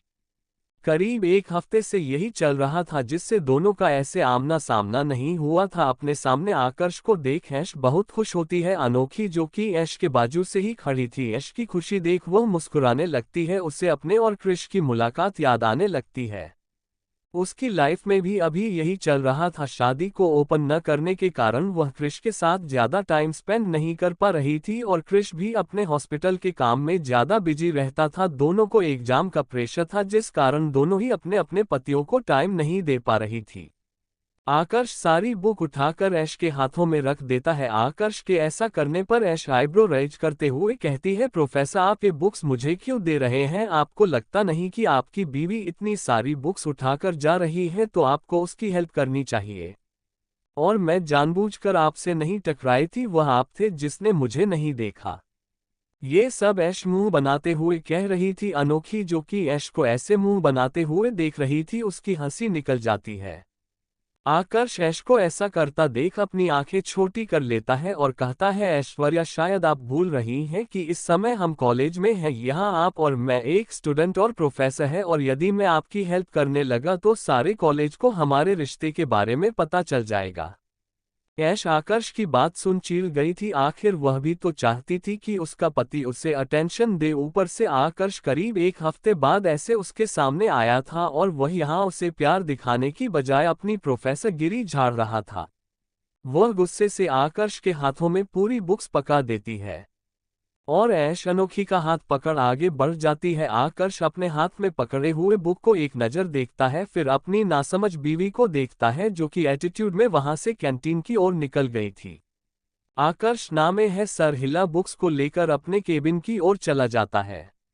आस्था, जो कि वही पिलर के पास छुपी हुई थी, वह काफी देर से आकर्ष का पीछा कर रही थी। उसने आकर्ष को पार्किंग एरिया से आते हुए देख लिया। वह आकर्ष के पीछे पीछे उससे बात करने के लिए आ रही थी, पर जैसे ही वह देखती है कि ऐश और अनोखी आ रहे हैं तो वहीं वह पिलर के पीछे छुप जाती है।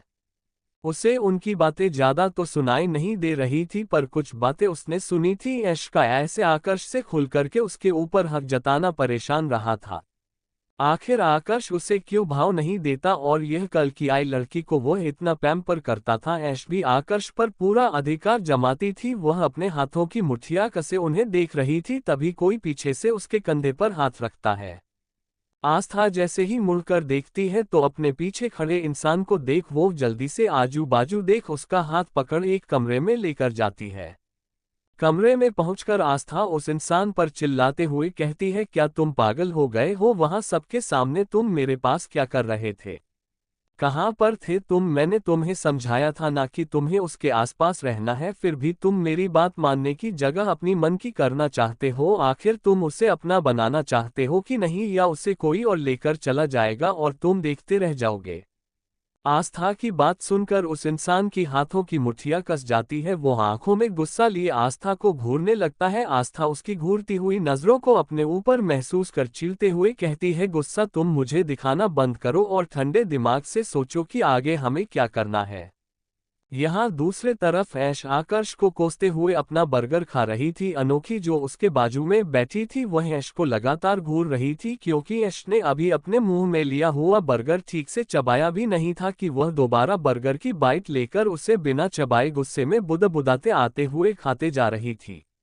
अनोखी उसे ऐसे बच्चों के जैसे खाते देख उसके कंधे पर मारते हुए कहती है, क्या तुम पागल हो गई हो? ये तुम कैसे बिहेव कर रही हो? देखा तुमने, सारा बर्गर नीचे गिरा दिया है और सॉस जो कि तुम्हारे कपड़ों पर गिर गया है। अनोखी की बात सुनकर जैसे ही यश नीचे देखती है तो उसकी बाइक शर्ट पर सॉस का रेड निशान था। अपनी व्हाइट सी टी शर्ट पर ऐसा निशान देख यश बर्गर को प्लेट में रखती है और वैसे ही गंदे हाथों से उस निशान को पोंछने लगती है। अनोखी जल्दी से उसके हाथ पकड़ कर लेती है, तुम सच में एक बच्ची हो, तुम्हें देखकर कोई नहीं कह सकता तुम्हारी शादी हो चुकी है। देख रही हो तुम्हारे दोनों हाथ गंदे हैं और तुम इस गंदे हाथों से अपनी टी शर्ट को छू रही हो। एक निशान मिटाने के लिए दो और नए निशान दे दोगी? चलो बाथरूम में वहां जाकर साफ कर लेना। ऐश अनोखी की बात सुनकर अपने मुंह में लिया बर्गर निगलती और कहती है, यहाँ हमने खाना ऑर्डर किया, हम दोनों उठकर चले जाएंगे तो बेटर सारा खान डस्टबिन में फेंक देगा। एक काम कर, तू यहाँ बैठ, मैं जल्दी से वॉशरूम से यह साफ करके आती हूँ। ऐश की बात सुनकर अनोखी हाँ में सर हिलाती है। ऐश टिश्यू पेपर से अपने हाथ पोंछते हुए लेडीज वॉशरूम की तरफ जाने लगती है। ऐश को जाता देख अनोखी धीरे धीरे अपनी फ्रेंच फ्राइज खाने लगती है। ऐश अभी गैलरी से लेडीज वॉशरूम जा ही रही थी कि कोई उसका हाथ पकड़ता है और एक कमरे में खींच लेता है। किसी के ऐसे खींचे जाने पर ऐश घबराते हुए जैसे ही ऊपर देखती है तो उसकी नजरें अपने हॉट प्रोफेसर से मिलती हैं, जो कि अपनी इंटेंस नजरों से उसे ही घूर रहा था। आकर्ष को अपने सामने देख वह मुंह बनाते हुए कहती है, मिल गया अब आपको टाइम। मुझे तो लगा कि आप भूल ही चुके हैं कि आपकी एक बीवी भी है जो आपके साथ आपके रूम में रहती है। आकर्ष ऐश की कमर में हाथ डाल उसे खुद से चिपक लेता और उसके बनते बिगड़ते चेहरे को देखकर अपनी मैग्नेटिक आवाज कहता है, ओ मेरी बीवी इतनी शिकायत कर रही है, मुझे पता ही नहीं था कि तुम इतनी गुस्सा हो, वरना मैं रात को जब आता था तो तुम्हें जगाकर तुम्हारी सारी शिकायत दूर कर देता और तुम्हें इतना थका देता कि तुम दिन भर मेरे बारे में ही सोचती और शिकायतें करना भूल जाती। आकर्ष के ऐसा बोलने से ऐश के गाल लाल हो जाते हैं। आकर्ष, जो कि लगातार ऐश के चेहरे को देख रहा था, उसके लाल गालों को देख उसके दिल के अरमान जागने लगते हैं। आखिर आकर्ष इतने दिनों से ऐश से दूर जो था, आज बड़ी मुश्किल से उसने टाइम निकाला था, क्योंकि वह ऐश के साथ कुछ टाइम स्पेंड करना चाहता था। पर हमारी ऐश मैडम तो अपने पति से ही गुस्सा होकर मुंह फेर कर चली गई। आकर्ष ऐश को देखते हुए धीरे धीरे उसके और नजदीक आने लगता है। ऐश, जो कि आकर्ष को देख रही थी, धीरे धीरे आकर्ष के ऐसे करीब आने से उसके अंदर एहसास जागने लगते हैं। आखिर दोनों ही एक दूसरे से इतने दिनों तक दूर थे। आकर्ष ऐश के बिल्कुल करीब पहुंच अपने होठों को ऐश के होठों से जोड़ लेता है और उसे किस करने लगता है। ऐश के होठों को अपने होठों में भरकर आकर्ष किस किया जा रहा था। ऐश आकर्ष की करीबी से बेहकती जा रही थी। वह भी आकर्ष के बालों में हाथ फेरते हुए उसकी किस को रिस्पांस देने लगती है। दोनों एक दूसरे को बेतहाशा चूमे जा रहे थे। आकर्ष लगातार ऐश को चूमते हुए धीरे धीरे अपने हाथों को कपड़े के ऊपर से ही ऐश की पूरी बॉडी पर फिर आने लगता है। आकर्ष के हाथ ऐश के सीने के ऊपर आ जाते हैं और वह उन्हें ऊपर से ही सहलाने लगता है।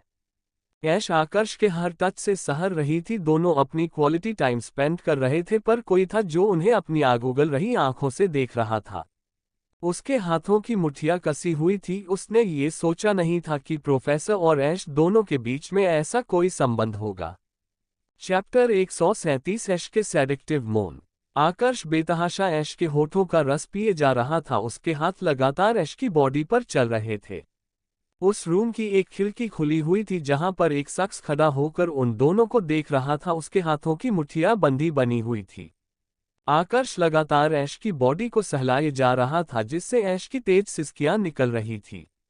ऐश की सिसकियां इतनी तेज थी कि वह सामने खड़े शख्स के कानों तक पहुंच रही थी।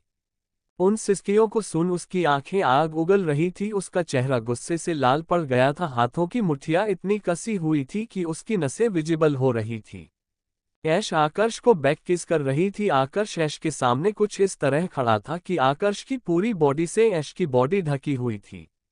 जो शख्स खिड़की के पास खड़ा था अब उससे उनकी करीबी सहन नहीं हो रही थी, तो वह गुस्से में वहां से चला जाता है। उसे बिल्कुल भी उम्मीद नहीं थी कि आज उसे ये सब देखने को मिलेगा।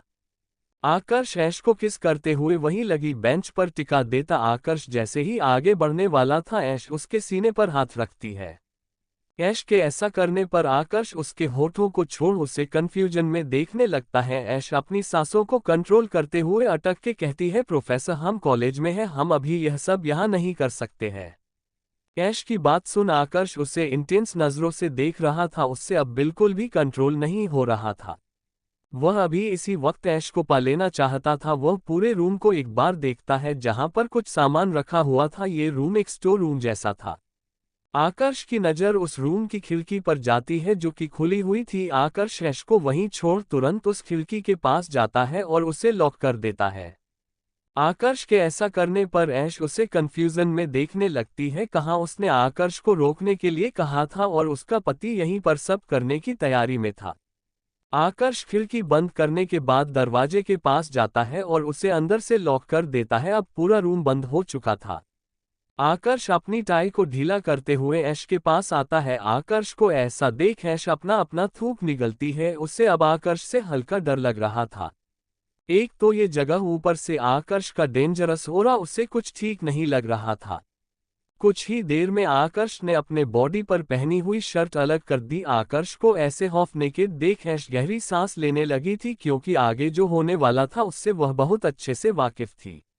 आकर्ष ऐश के नजदीक आ धीरे धीरे उसके ऊपर झुकने लगता है। ऐश आकर्ष के ऐसे झुकने से ऐश अपनी जगह से हल्का खिसकने लगती है। कुछ ही देर में आकर्ष ऐश के ऊपर पूरा लीन हो गया था।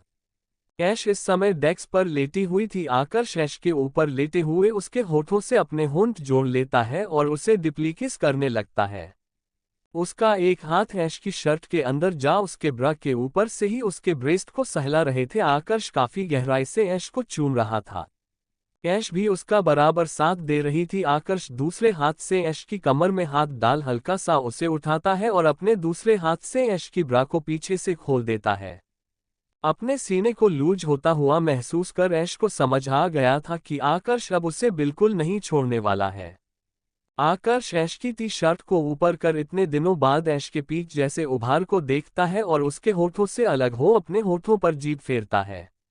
ऐश उसके ऐसा करने से हल्का शर्माने लगी थी। आकर्ष ऐश को देखते हुए उसके एक ब्रेस्ट को अपने मुंह में ले शक करने लगता है और दूसरे को अपने हाथों से सहलाने लगता है। आकर्ष के ऐसे करने पर ऐश काफी सैडिक्टिव तरीके से मौन कर रही थी, जिससे आकर्ष और भी एक्साइटेड हो रहा था। दूसरी तरफ अनोखी, जो कि ऐश का वेट कर रही थी, काफी देर तक ऐश के ना आने पर वह उसे कॉल करती है। ऐश की कॉल में लगातार रिंग जा रही थी पर वह कॉल रिसीव नहीं कर रही थी। अनोखी दोबारा उसे कॉल करती है।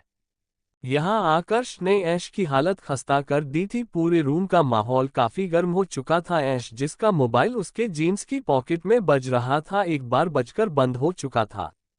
आकर्ष उसे कॉल उठाने का मौका ही नहीं दे रहा था। ऐश का मोबाइल जैसे ही दूसरी बार बजता है, आकर्ष इरिटेट होकर ऐश के ऊपर से हल्का उठता है और अपने हाथ को ऐश की पॉकेट में ले जा उसका मोबाइल निकलता है। आकर्ष देखता है कि अनोखी का कॉल आ रहा है। अनोखी के कॉल को देख वह गहरी सांस लेता है। कॉल रिसीव कर उसे लाउड स्पीकर में डाल ऐश को बोलने का कहता है। वह जो कि गहरी सांस ले रही थी, वह अपनी सांसों को कंट्रोल करते हुए अपनी कपती हुई आवाज में कहती है, हाँ अनोखी बोलो। अनोखी ऐश पर चिल्लाते हुए कहती है, तुम टी शर्ट साफ करने गई थी ना, अपनी वही होकर रह गई, जल्दी आओ, मैं कब से तुम्हारा वेट कर रही हूँ। ऐश आकर्ष की तरफ देखती है। आकर्ष ऐश को ना का इशारा करता है। आकर्ष की ना देख ऐश को एक शर्त सूझती है और वह अनोखी को कहती है, बस 5 मिनट में आ ही रही हूँ। ऐश के ऐसा कहने से आकर्ष को गुस्सा आ जाता है और जिस हाथ से उसने ऐश के ब्रेस्ट को पकड़ा हुआ था वह उसे जोर से दबा देता। ऐश की चीख निकल जाती है। अनोखी जो कि अभी दूसरी तरफ कॉल में थी, ऐश की चीख सुनकर वह जल्दी से हड़बड़ाते हुए कहती है, क्या हुआ तुझे, तू ठीक है ना, मैं आऊं वहां पर। ऐश जो कि गुस्से से आकर्ष को देख रही थी, आकर्ष उसके गुस्से को इग्नोर कर वापस से उसके उभार को अपने मुंह में लेकर शक करने लगता है। आकर्ष के ऐसा करने से ऐश की सिसकी निकल जाती है। अनोखी जो कि आगे कुछ कहने ही वाली थी, ऐश की ऐसी मौन को सुन उसे सारा मामला कुछ जाना पहचाना लगता है। वह समझ गई थी कि ऐश अभी किसके साथ है, इसलिए वह बात को आगे ना बढ़ाते हुए ऐश से कहती है, आज तुम अपना काम आराम से करके आओ, मैंने खाना खा लिया है, मैं अब घर जा रही हूँ, तुम अपने पति के साथ घर आ जाना। अनोखी की बात सुन ऐश उसे कुछ कहने वाली थी कि आकर्ष जल्दी से उसके मुंह पर हाथ रख देता है और अनोखी के कॉल का जवाब देते हुए कहता है, तुम चिंता मत करो अनोखी, मैं उसे घर अच्छे से पहुंचा दूंगा। आकर्ष के ऐसा कहने से ऐश की आंखें बड़ी हो जाती हैं। अनोखी आकर्ष की आवाज सुन हल्का मुस्कुराती है और ओके जीजू बोल कॉल कट कर देती है। कॉल कट होने पर आकर्ष ऐश के मोबाइल को उसके हाथ से लेकर साइड में रख देता है और अपना हाथ ऐश के मुंह से हटाता है। आकर्ष के ऐसा करते ही ऐश चिल्लाते हुए कहती है, आप पागल हो गए हैं क्या, वह क्या सोच रही होगी हमारे बारे में। आकर्ष ऐश के ब्रेस्ट को अपने मुंह से निकाल उसके लिप्स पर बेबी किस करते हुए कहता है, कुछ नहीं सोच रही होगी, वह बस खुश होगी कि उसकी फ्रेंड उसे जल्दी मासी बनाने की तैयारी में है और अपने पति के साथ मजे कर रही है और वह बहुत समझदार है, इसलिए वह उसने घर जाने का रास्ता चुना, तुम्हारी तरह बेवकूफ नहीं है।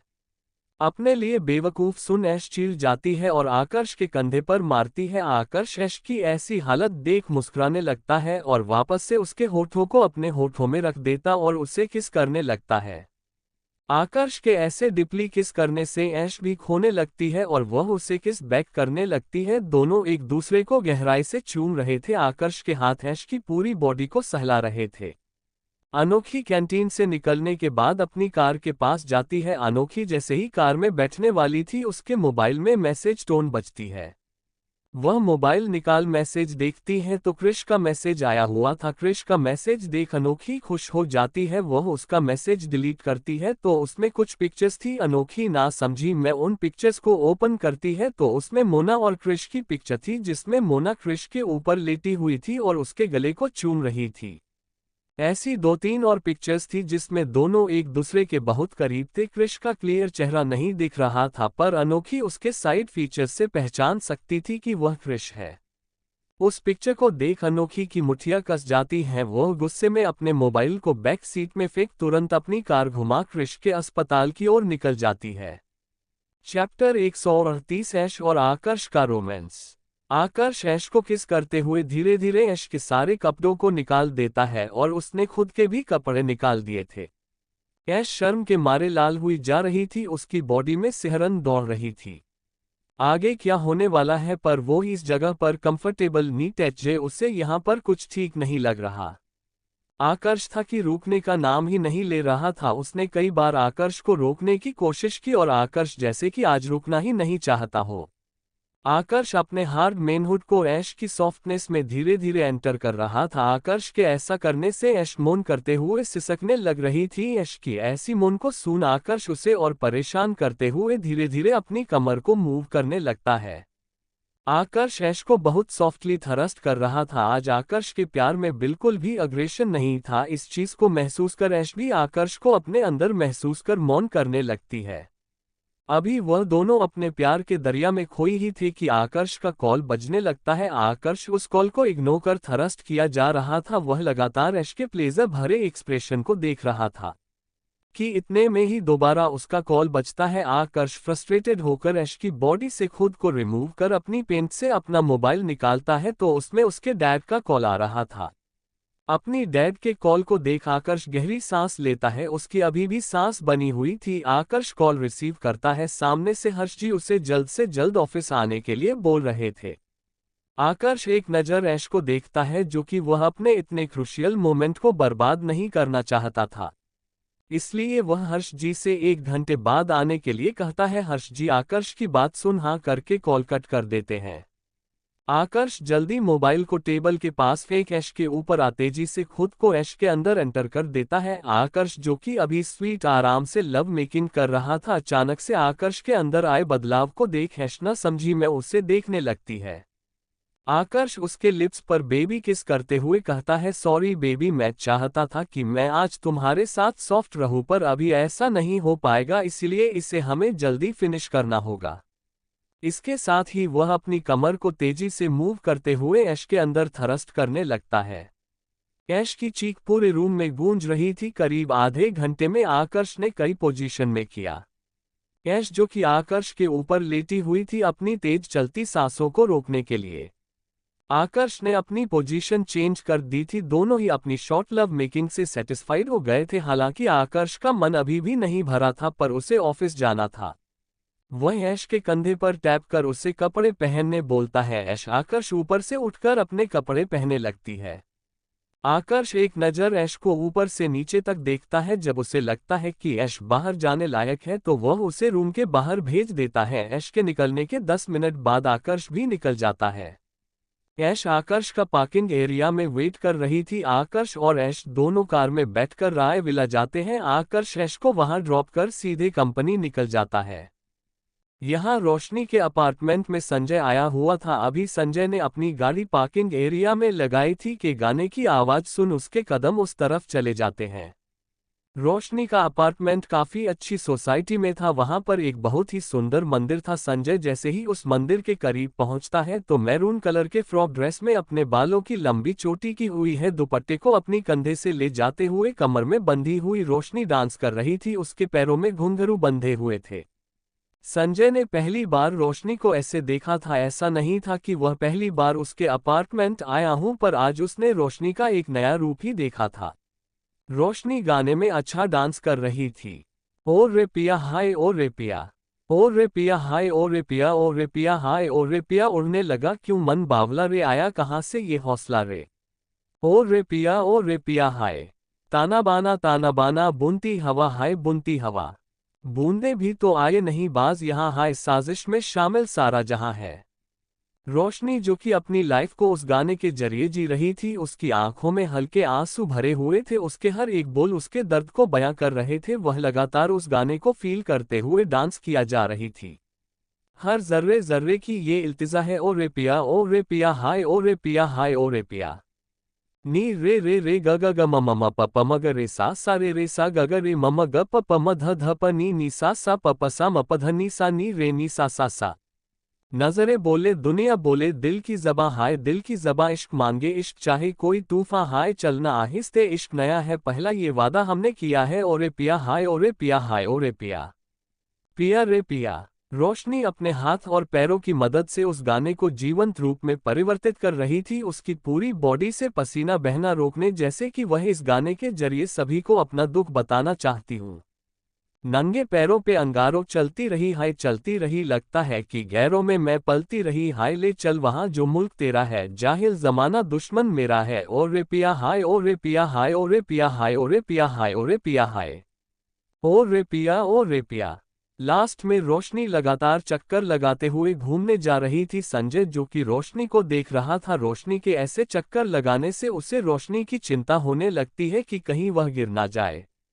अभी वह ये सब सोच ही रहा था कि रोशनी का पैर हल्का डगमगाता है और वह गिरने वाली होती है कि संजय जैसी ही रोशनी को गिरता देखता है वह आगे बढ़ने वाला था कि सामने का सीन देख उसकी आंखें गुस्से से लाल हो जाते हैं। सामने एक लड़का रोशनी को संभाले खड़ा हुआ था। रोशनी जोर जोर से सांस ले रही थी। रोशनी सर उठाकर उस लड़के को देखते हैं तो हंसते हुए ही वह मुस्कुरा देती है। वह लड़का रोशनी की केयर करते हुए कहता है, सामन का रोशनी, अभी तुम गिर जाते, मुझे पता ही नहीं था कि तुम इतना अच्छा डांस करती हो। तुमने यह अपना टैलेंट कहाँ छुपा कर रखा था? तुम्हें तो रोज ही अपने डांस का रियाज करना चाहिए। और उसने उसे लड़की की बात सुन हल्का शर्मा जाती है। संजय, जो कि सोच रहा था कि रोशनी उसे खुद से अलग कर देगी, पर उसकी बाहों में रहकर रोशनी मुस्कुरा दे रही थी, ये देखकर ऊपर से रोशनी के ऐसे शर्माने से संजय का रहा सहा सबर भी जवाब दे गया था। संजय के हाथों की मुट्ठियां कस रहे थे। अब बहुत गुस्सा आ रहा था कि उसकी रोशनी को उसे लड़की ने कैसे टच किया और रोशनी ने खुद को उसे कैसे चुने दिया। वह दोनों को गुस्से में देखते हुए रोशनी के फ्लैट की ओर चला जाता है। उसने अब सोच लिया था कि रोशनी सबक सीखना होगा। यहाँ दूसरी तरफ अनोखी अपनी कार को तेजी से भगाते हुए अस्पताल की ओर आ रही थी। उसने एक दो बार क्रिश को कॉल भी किया, पर क्रिश ने उसके कॉल का कोई रिस्पांस नहीं दिया। अब तो उसे सच में लगने लगा था कि क्रिश उसे चीट कर रहा है, उसे मोना टोना के चक्कर में, और इन पिक्चर्स भेजने का वह क्रिश से जवाब लेना चाहती थी कि उसने उसके साथ यह सब क्यों किया। यदि उसे मोना से ही प्यार था तो शादी न करता। अनोखी की आंखों से हल्के हल्के आंसू बहने लगे थे। लगातार कार को ड्राइव कर रही थी। अनोखी कुछ ही देर में अस्पताल पहुंच जाती है और पार्किंग एरिया में कार पार्क कर क्रिश के द्वारा बताई गई सीक्रेट लिफ्ट में चली जाती है। क्रिश ने अनोखी के फिंगरप्रिंट्स उस लिफ्ट में ऐड कर दिए थे, जिसके जरिए अनोखी भी इस लिफ्ट का यूज कर सकती थी। अनोखी जल्दी से अपने हाथों का इंप्रेशन छोड़ उस लिफ्ट में चढ़ जाती है। कुछ ही देर में अनोखी क्रिश के केबिन के बाहर थी। अनोखी से बिल्कुल भी कंट्रोल नहीं हो रहा था। वह तुरंत अंदर जाती है तो अंदर का सीन को देख उसके पूरे तन बदन में आग लग जाती है। चैप्टर 139 अनोखी के तेवर, मोना का डरना। अनोखी जैसे ही क्रिश के केबिन के डोर के पास पहुंच उसे एकदम से खोलती है तो सामने के नज़ारे को देख उसकी आंखें खुली की खुली रह जाती हैं। सामने क्रिश सोफे पर लेटा हुआ था। उसके ऊपर मोना उसके सीने पर नेकेड लेटी हुई थी। उन दोनों के ऊपर पतली सी चादर थी। उन दोनों को ऐसे देख अनोखी का खून खोलने लगता है और उसके हाथों की मुट्ठी बन जाती है। मोना दरवाजे के खुलने की आवाज सुन क्रिश के सीने से और चिपक जाती है। वो मन ही मन मुस्कुराते हुए लेटी थी, जैसे कि वह जानती थी कि अभी दरवाजा खोल केबिन में कौन आया है। क्रिश अपनी आंखें बंद किए हुए लेटा था। उससे देखकर ही पता लग रहा था कि वो बहुत गहरी नींद में है। अनोखी गुस्से से केबिन के अंदर आती है और उसके कदम सीधे सोफे की तरफ बढ़ जाते हैं। वो दोनों के नजदीक पहुंच मोना को बालों से कसकर पकड़ घसीटते हुए क्रिश के ऊपर से उठा देती है। मोना, जिसे उम्मीद नहीं थी कि अनोखी कुछ ऐसा रिएक्ट करेगी, वह बिल्कुल हड़बड़ा जाती है। कुछ ही समय में वो क्रिश के सीने से जमीन तक का सफर तय कर चुकी थी। उसे तो समझ ही नहीं आया कि आखिर हुआ क्या।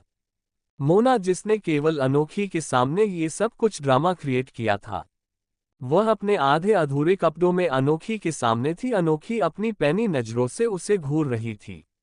अनोखी ने दोबारा उसके बालों से पकड़ उसे खड़ा किया और उसके बाल पकड़ अपनी मुट्ठी और कस दी। अनोखी की पकड़ इतनी जोर की थी जिससे उसकी आंखों से आंसू निकलने लगते हैं। मोना अनोखी को ऐसे गुस्से में देख हल्का डरने लगी थी। मोना को ऐसा बिल्कुल नहीं लगा था कि अनोखी कुछ इस प्रकार रिएक्ट करेगी। उसे तो यही लगा था कि अनोखी उन दोनों को ऐसे इंटीमेट पोजीशन में देख रोते हुए उस केबिन से चली जाएगी और क्रिश से हमेशा हमेशा के लिए अपने रिश्ते को खत्म कर देगी और उसका रास्ता साफ हो जाएगा। आखिर कौन ही लड़की चाहेगी कि जिससे वह प्यार करे वह उस पर चीट करे। अनोखी मोना के गाल पर जोरदार थप्पड़ मार देती है। अनोखी के ऐसे करने से मोना के कान ही झन्ना गए थे, पर अनोखी अभी इतने पर ही रुकी नहीं थी। वह लगातार मोना के गालों में थप्पड़ मार रही थी। अब तक अनोखी ने 4 से 5 थप्पड़ उसके गालों पर जड़ दिया था, जिससे मोना के गाल बिल्कुल लाल हो गए थे। उसकी आंखों से आंसू निकलने लगे थे। अनोखी मोना को ऊपर से नीचे तक देखती है, जिसने नीचे जीन्स पहना हुआ था और उसने अपनी शर्ट को निकालकर ओनली ब्रा पहनी हुई थी, जो कि स्ट्रैप लेस सा थी। उसने जिस प्रकार प्रिटेंड किया था, यदि कोई दूर से देखता तो उसे यही लगता कि क्रिश और मोना दोनों ने ही कपड़े नहीं पहने हैं और वह सोफे पर अपने इंटीमेट सेशन को पूरा करके लेटे हैं। पर अनोखी, जो कि क्रिश को बहुत अच्छे से जानती थी, उसने एकदम से रिएक्ट करने से पहले पूरी सिचुएशन को जानना बेहतर समझा और समझदारी से काम लिया। मोना की हालत अनोखी ने पस्त कर दी थी। अनोखी उसके गाल को पकड़कर कहती है, आखिर तूने अपनी औकात दिखा ही दी। दोस्त दोस्त कहकर अपनी ही दोस्त को अपने इस ड्रामा में इन्वॉल्व कर रही है। मुझे तो पहले से ही तुझ पर शक था कि तू मेरे क्रिश पर अपनी गंदी निगाहें बना कर रखी है, पर मैंने कुछ नहीं कहा, पर आज तूने हद पार कर दी। तेरी हिम्मत कैसे हुई मेरे क्रिश को टच करने की? वह सिर्फ मेरा है। इसके साथ ही अनोखी ने एक और थप्पड़ मोना को जड़ दिया।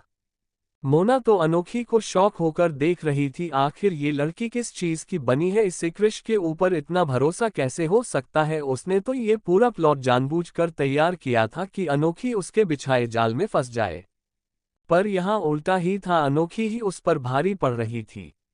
अनोखी के ऐसे बदलते तेवर को देख मोना की सिटी पिटी गोल हो रही थी। अनोखी ने मोना की हालत इतनी खस्ता कर दी थी कि वह बस चाहती थी कि अनोखी उससे एक बार छोड़े और वह यहाँ से भाग जाए। अनोखी उसके बालों पर और अपनी पकड़ कसते हुए जोर से खींचती है, जिससे मोना की चीख निकल जाती है।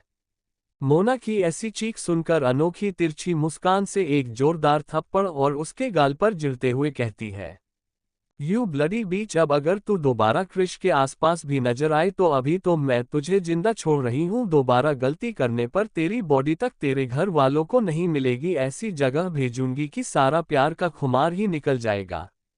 तू जानती नहीं है मैं क्या चीज हूँ, इसलिए जितना हो सके उतना क्रिश से दूर रहना चुड़ैल, और आज के बाद अगर तू उसके साथ चिपकती हुई नजर आई तो तेरा वह हाल करूंगी कि अपना चेहरा आईने में देखकर डरेगी।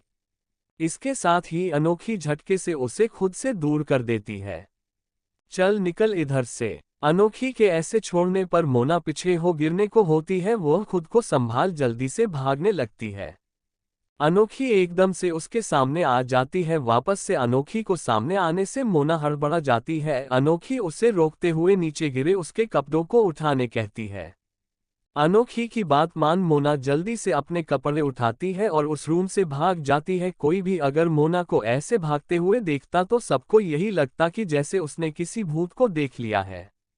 आज उसको सच में अपनी नानी याद आ गई थी। अनोखी ने जो उसका हाल किया था, लगातार थप्पड़ों से उसके गाल बिल्कुल फूल गए थे। आज अनोखी में उससे सच में यमराज नजर आ रहे थे। अनोखी को इतना गुस्सा आ रहा था मोना के ऊपर कि उसका बस नहीं चल रहा था, वरना वह आज उसका यही मर्डर कर देती। अनोखी अपने गुस्से से यहाँ वहाँ टहल रही थी कि उसकी नज़र क्रिश के ऊपर जाती है, जो कि इन सब से अनजान सोया हुआ था। उसके गले पर हल्के लिपस्टिक के निशान थे, जिन्हें देख अनोखी की मुठ्ठियां कस जाती हैं। अनोखी मन में कहती है, जरूर यह सब उस चुड़ैल ने ही किया होगा, इसको बस मौका चाहिए मेरे क्रिश से चिपकने का, और यह बेहोश के जैसे सोया हुआ है। कैसे पता नहीं चला इसे कि कोई इसकी बॉडी के साथ क्या क्या कर रहा था, इसे तो मैं अभी बताती हूँ। अनोखी गुस्से से क्रिश ऊपर आ जाती है और सोफे में उसकी कमर में बैठ एक झन्नाटेदार चांटा क्रिश के मुंह पर मारती है। क्रिश, जो कि काफी गहरी नींद में सोया हुआ था, किसी के ऐसे एकदम से मारने से वह हड़बड़ा जाता है और झटके से उठता है। अनोखी, जो कि उसके ऊपर ही बैठी हुई थी, उसे अपनी बॉडी में भार महसूस होता है। क्रिश अपनी आंखें खोल जैसे ही सामने देखता है तो अनोखी उसके छाती पर काली माता का रूप लेकर बैठी हुई थी। अनोखी के ऐसे खतरनाक एक्सप्रेशन वाले चेहरे को देख वह एकदम से डर जाता है। अनोखी गुस्से में काफी भयंकर लग रही थी, जिससे क्रिश की तो सिटी-पिटी ही गोल हो जाती है। उसे तो यही लग रहा था कि उसने ऐसा क्या कर दिया जिससे अनोखी इतने गुस्से में है। अनोखी के ऐसा करने से क्रिश की सारी नींद गायब हो गई थी। वह जैसे ही खुद के ऊपर अनोखी की पकड़ महसूस करता है तो उसकी नज़र अपनी बॉडी पर जाती है, जो कि हाफ नेकेड थी। अपनी बॉडी को ऐसे हाफ नेकेड देख वह थोड़ा आश्चर्य से अनोखी को देखता और कहता है, क्या तुम खुद को थोड़ा भी कंट्रोल नहीं कर सकती? मेरे सोने के बाद भी तुम मेरा फायदा उठा रही थी। क्रिश की ऐसी बात सुन अनोखी एक दूसरा थप्पड़ उसके मुंह पर फिर से मार देती है। अनोखी के ऐसे लगातार थप्पड़ मारने से क्रिश चीख जाता है और चीख के कहता है, आखिर तुम्हारी प्रॉब्लम क्या है? तुम लगातार मुझे मारे क्यों जा रही हो? आखिर तुमने काम ही ऐसा किया है, मार खाने वाला तुम्हें तो जूते से मारना चाहिए, अनोखी ने कहा। अनोखी के ऐसे बोलने से क्रिश फ्रस्ट्रेटेड हो चुका था। वह फ्रस्ट्रेशन में कहता है, आखिर तुम पूरी बात बताओगी कि आखिर हुआ क्या है? या ऐसे ही काली बनकर मेरी छाती पर बैठी रहोगी? पर अनोखी के अगले मूव को देख कृष की आंखें खुली की खुली ही रह जाती हैं। चैप्टर 140 बाइट किस मीनिंग ऑफ रियल लव। कृष अभी अनोखी से यह बोल ही रहा था कि अनोखी कृष को अपनी पैनी नजरों से देखती है। अनोखी की ऐसी नजरों को देख कृष को कुछ समझ ही नहीं आ रहा था कि आखिर उसने ऐसा क्या कर दिया है जो अनोखी ऐसे रिएक्ट कर रही है। वह दोबारा अनोखी से पूछता है, तुम बताओगी आखिर हुआ क्या है, या ऐसे ही अपने तीखे नैन नक्शों से मुझे घूरती ही रहोगी? कृष की बात सुन अनोखी कुछ रिएक्ट ही नहीं करती है। अब कृष फ्रस्ट्रेटेड हो रहा था, उसकी फ्रस्ट्रेशन चेहरे से दिख रही थी कि आखिर इसे हो क्या गया है। कृष आगे कुछ बोलता पर ये क्या। अनोखी के अगले मूव को देख वह शॉक रह जाता है। अनोखी ने उसके गले में जोर से बाइट कर लिया। ये वही जगह थी जहां पर मोना ने कृष को किस किया था और उसके लिपस्टिक के निशान थे। अब भाई अनोखी ये कैसे बर्दाश्त कर लेती, उससे ये बिल्कुल सहन नहीं हो रहा था कि उस मोना चुड़ैल ने उसके कृष को यहाँ टच किया। इसलिए अनोखी ने उस जगह पर इतनी जोर से बाइट कर लिया। कृष जो कि शॉक के कारण कुछ बोल नहीं रहा था, अनोखी के जोर से बाइट करने से अब उसे दर्द महसूस होता है, बहुत तेज चिल्ला उठता है। अनोखी मन भर कर उस जगह पर काट लेने के बाद ही अनोखी ने उस जगह का छोड़ा और अपने हाथों की मदद से अपने लिप्स को पोंछती है। कृष जो कि अनोखी को खा जाने वाली नजरों से घूर रहा था, पर उसके दिमाग में कुछ और ही चल रहा था। कृष अनोखी को कोसते हुए मन में बोलता, पता नहीं किस पिशाचनी से प्यार कर लिया है, जब देखो शिकायतों से खून चूसती रहती, पर आज तो सचमुच में चूस लिया। हाय हाय क्या करूं मैं। वह अपने हाथ से उस जगह को टच करता है जिस पर अनोखी के दांतों के निशान बने हुए थे। कृष को भले ही वह जगह दिख नहीं रही हो, पर टच करने से उसे महसूस हो रहा था कि अनोखी ने बहुत जोरदार बाइट की है, जिसके कारण या तो वहां से खून निकलने लगा होगा या तो गहरा निशान पड़ गया होगा। कृष अनोखी को एक झटके में पकड़ अपनी पोजीशन को शिफ्ट करता है और अनोखी के ऊपर आ जाता है। अनोखी कृष के नीचे आ जाती है जिससे वो कसमसाने लगती है। कृष के ऐसा करने से अनोखी जो कि अपने कारनामे पर खुश हो रही थी, वह अब हल्का घबरा जाती है, क्योंकि कृष की नजरों में जो शरारत दिख रही थी वह अनोखी काफी अच्छे से समझ पा रही थी। कृष बिना देर किए अपने लिप्स को अनोखी के लिप्स से जोड़ देता है और उसके लिप्स को काटते हुए शक करने लगता है। अनोखी जो कि कृष के ऐसे एग्रेसिव किस करने से अपने पैर सोफे पर रगड़ने लगती है, पर कृष था कि रुकता ही नहीं। उसने अपने नीचे अनोखी को दबोच लिया था और अनोखी के हाथों को उसने बहुत कसकर पका हुआ था, जिससे अनोखी उससे छूट नहीं पा रही थी। कृष लगातार उसके लिप्स पर काटते हुए किस किया जा रहा था। जब कृष मन भरकर अनोखी से बदला लेता है तो वो अनोखी को लास्ट में सॉफ्टली किस कर छोड़ता है, तो वह हौंकते हुए अनोखी की तरफ देखता है जो कि अपनी सांसों को संभालने में लगी हुई थी। अनोखी कृष को खा जाने वाली नजरों से देख रही थी। कृष हल्का मुस्कुराते हुए कहता है, टिट फॉर टैट, तुमने मुझे गले में काटा, मैंने तुम्हारे होठों पर काटा, मेरा बदला पूरा हुआ।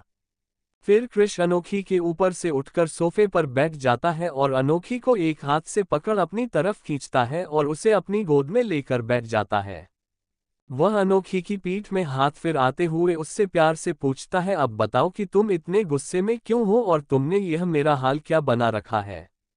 कृष के ऐसा पूछने पर अनोखी मुंह बनाते हुए कहती है, ये जो हाल तुम्हारा बना हुआ है यह मैंने नहीं बनाया, एक चुड़ैल थी जो कि तुम्हारे ऊपर अपना कब्जा जमाना चाहती थी, उसे मैंने भगाया है। अनोखी की ऐसी गोल गोल बातों को सुनकर कृष उसके चेहरे को अपनी तरफ घुमाता है और उसके माथे पर किस करते हुए कहता है, प्लीज मेरी जान, क्या तुम इन बातों को गोल गोल घुमाने की जगह मुझे डायरेक्टली बताओगी कि आखिर चल क्या रहा है और तुम इस वक्त यहाँ क्या कर रही हो। यह वक्त तो तुम्हारे कॉलेज में होने का है। कृष की बात सुन अनोखी अपने मोबाइल को यहाँ वहाँ ढूंढने लगती है। उसका मोबाइल सोफे के नीचे पड़ा हुआ था। कृष ने अनोखी को एक झटके में खींचा था जिससे उसका मोबाइल उसकी जेब से निकलकर नीचे गिर गया था। अनोखी को यहाँ वहाँ कुछ ढूंढता देख कृष उससे पूछता है, क्या ढूंढ रही हो। वह हल्का झुककर अपने मोबाइल को उठाती है और जो फोटोज मोना ने उसे भेजी थी वह कृष के सामने करती है। कृष जैसे ही उन फोटोज को देखता है उसके हाथों की मुट्ठियां कस जाती हैं। उसके चेहरे से देखकर ही लग रहा था वह कितने गुस्से में है। उसकी पकड़ अनोखी के ऊपर कसी हुई थी, जैसे कि वह डर रहा हो कि कहीं अनोखी ने इन फोटोज पर बिलीव तो नहीं किया। कृष की ऐसी पकड़ अपनी कमर पर महसूस कर अनोखी जैसे ही कृष के चेहरे की तरफ देखती है तो उसे कृष की आंखों में उसे खो देने का डर दिखता है। वह कृष के उस हाथ को हल्का सहलाते हुए कहती है, तुम्हें डरने की जरूरत नहीं है, मैंने इन फोटोज पर बिलीव नहीं किया। अनोखी की बात सुनकर कृष उसकी तरफ देखता है और वह उसके माथे को चूमते हुए कहता है, थैंक यू अनोखी, तुमने मुझ पर ट्रस्ट किया। अनोखी के ऐसा कहने पर कृष को ऐसा लग रहा था कि अनोखी ने उस पर कितना बड़ा एहसान कर दिया है। वह नहीं चाहता था कि वह अपने इस प्यारे रिश्ते को इन छोटी मोटी गलतफहमियों के कारण खो दे। फिर मोना का सोचकर उसे वापस से गुस्सा आने लगता है, उसे तो मैं छोड़ूंगा नहीं, उसने ऐसी घटिया हरकत करने की सोची भी कैसे। कृष की बात सुनकर अनोखी हल्का मुस्कुराते हुए कहती है, तुम्हें टेंशन लेने की जरूरत नहीं है, अब वह तुम्हारे आसपास भी नहीं भटकेगी। जो मजा आज मैंने उसे चखाया है जिंदगी भर वह भूलने वाली नहीं है। अनोखी की बात सुन कृष अपनी आईब्रो रेज करते हुए कहता है, ऐसा क्या कर दिया है तुमने। अनोखी कृष को उसके केबिन में आने से लेकर मोना के जाने तक की पूरी बात बता देती है। अनोखी की पूरी बात सुन कृष को मोना के ऊपर गुस्सा भी आ रहा था, पर अनोखी की समझदारी को देख उसे अच्छा भी लग रहा था। प्यार में एक भरोसा ही बहुत बड़ी चीज होती है, यदि वह भरोसा नहीं रहता तो कितना ही सच्चा प्यार क्यों ना हो उसमें दरार पड़ ही जाती है। और आज अनोखी ने वह भरोसा दिखाकर अपनी और कृष के रिश्ते को बचा लिया। कृष को आज अनोखी की समझदारी पर बहुत प्यार आ रहा था। वह अनोखी के चेहरे को पकड़ उसे किस करने लगता है। अनोखी जो कि उससे बड़ी ही खुशी के साथ सारी बात बता रही थी। कृष के ऐसा करने पर वह चौंक जाती है। कृष बहुत ही प्यार से उसके लिप्स पर किस कर रहा था। कृष के ऐसा किस करने पर अनोखी के भी अरमान जागने लगते हैं। वह कृष के गर्दन के पीछे हाथ डाल उसके बालों को सहलाते हुए कृष के किस में इन्वॉल्व हो उसका रिस्पॉन्स करने लगती है। दोनों ही एक दूसरे को एक प्यासे के जैसे किस कर रहे थे। उनके होंठ एक रिदम में एक साथ चल रहे थे, होठों की आवाज पूरे शांत कमरे में गूंज रही थी। दोनों काफी पैशनेटली एक दूसरे को किस कर रहे थे, जैसे कि दोनों ही अपनी तड़प को शांत कर रहे हैं। यहाँ दूसरी तरफ रोशनी के अपार्टमेंट में रोशनी अपने डांस के सेशन को खत्म कर बहुत ही खुशी के साथ अपने अपार्टमेंट की ओर अपने नेवर के साथ रूम की ओर जा रही थी। दोनों बहुत ही हंसते मुस्कुराते हुए बात कर रहे थे। आज पहली बार संजय से मिलने के बाद वो पहली बार ऐसा खुलकर मुस्कुराई थी। अब सच में वो पहली बाली रोशनी लग रही थी। उसके बाजू में रहने वाला नेवर उसके साथ काफी कैजुअल हो चुका था। उसके ऐसे मिलनसार नेचर के कारण ही रोशनी उससे खुलकर बातें कर पा रही थी। यार रोशनी, मुझे पता ही नहीं था कि तुमको इतना अच्छा क्लासिकल डांस आता है। आखिर तुमने इस हुनर को कहाँ छुपा कर रखा है। मुझे तो लगता है तुम्हें किसी कंपनी में काम करने की जगह अपने डांस को अपना लक्ष्य बनाना चाहिए। तुम सच में एक बहुत अच्छी डांसर हो। अपने नेवर की बात सुन रोशनी हल्का शर्मा जाती है और शर्माते हुए कहती है, ऐसी बात नहीं है, मेरा बस ये शौक है, बाकी मेरा एम तो बिजनेस वूमेन बनना है। ये सिर्फ मैं और मेरी फ्रेंड अपने शौक के लिए करते थे, उसके साथ रहकर ही मैंने एक क्लासिकल डांस सीखा है।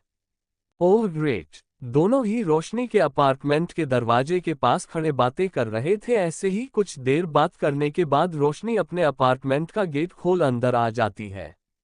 पूरे घर में इस समय अंधेरा था। वह दरवाजे को अंदर से बंद कर जैसे ही लाइट जलाने वाली थी, उसे अपने पीछे से किसी की हल्की आहट होती है। वह जैसे ही मुड़ने वाली थी, उसे अपनी गर्दन पर गर्म सांस फील होती है।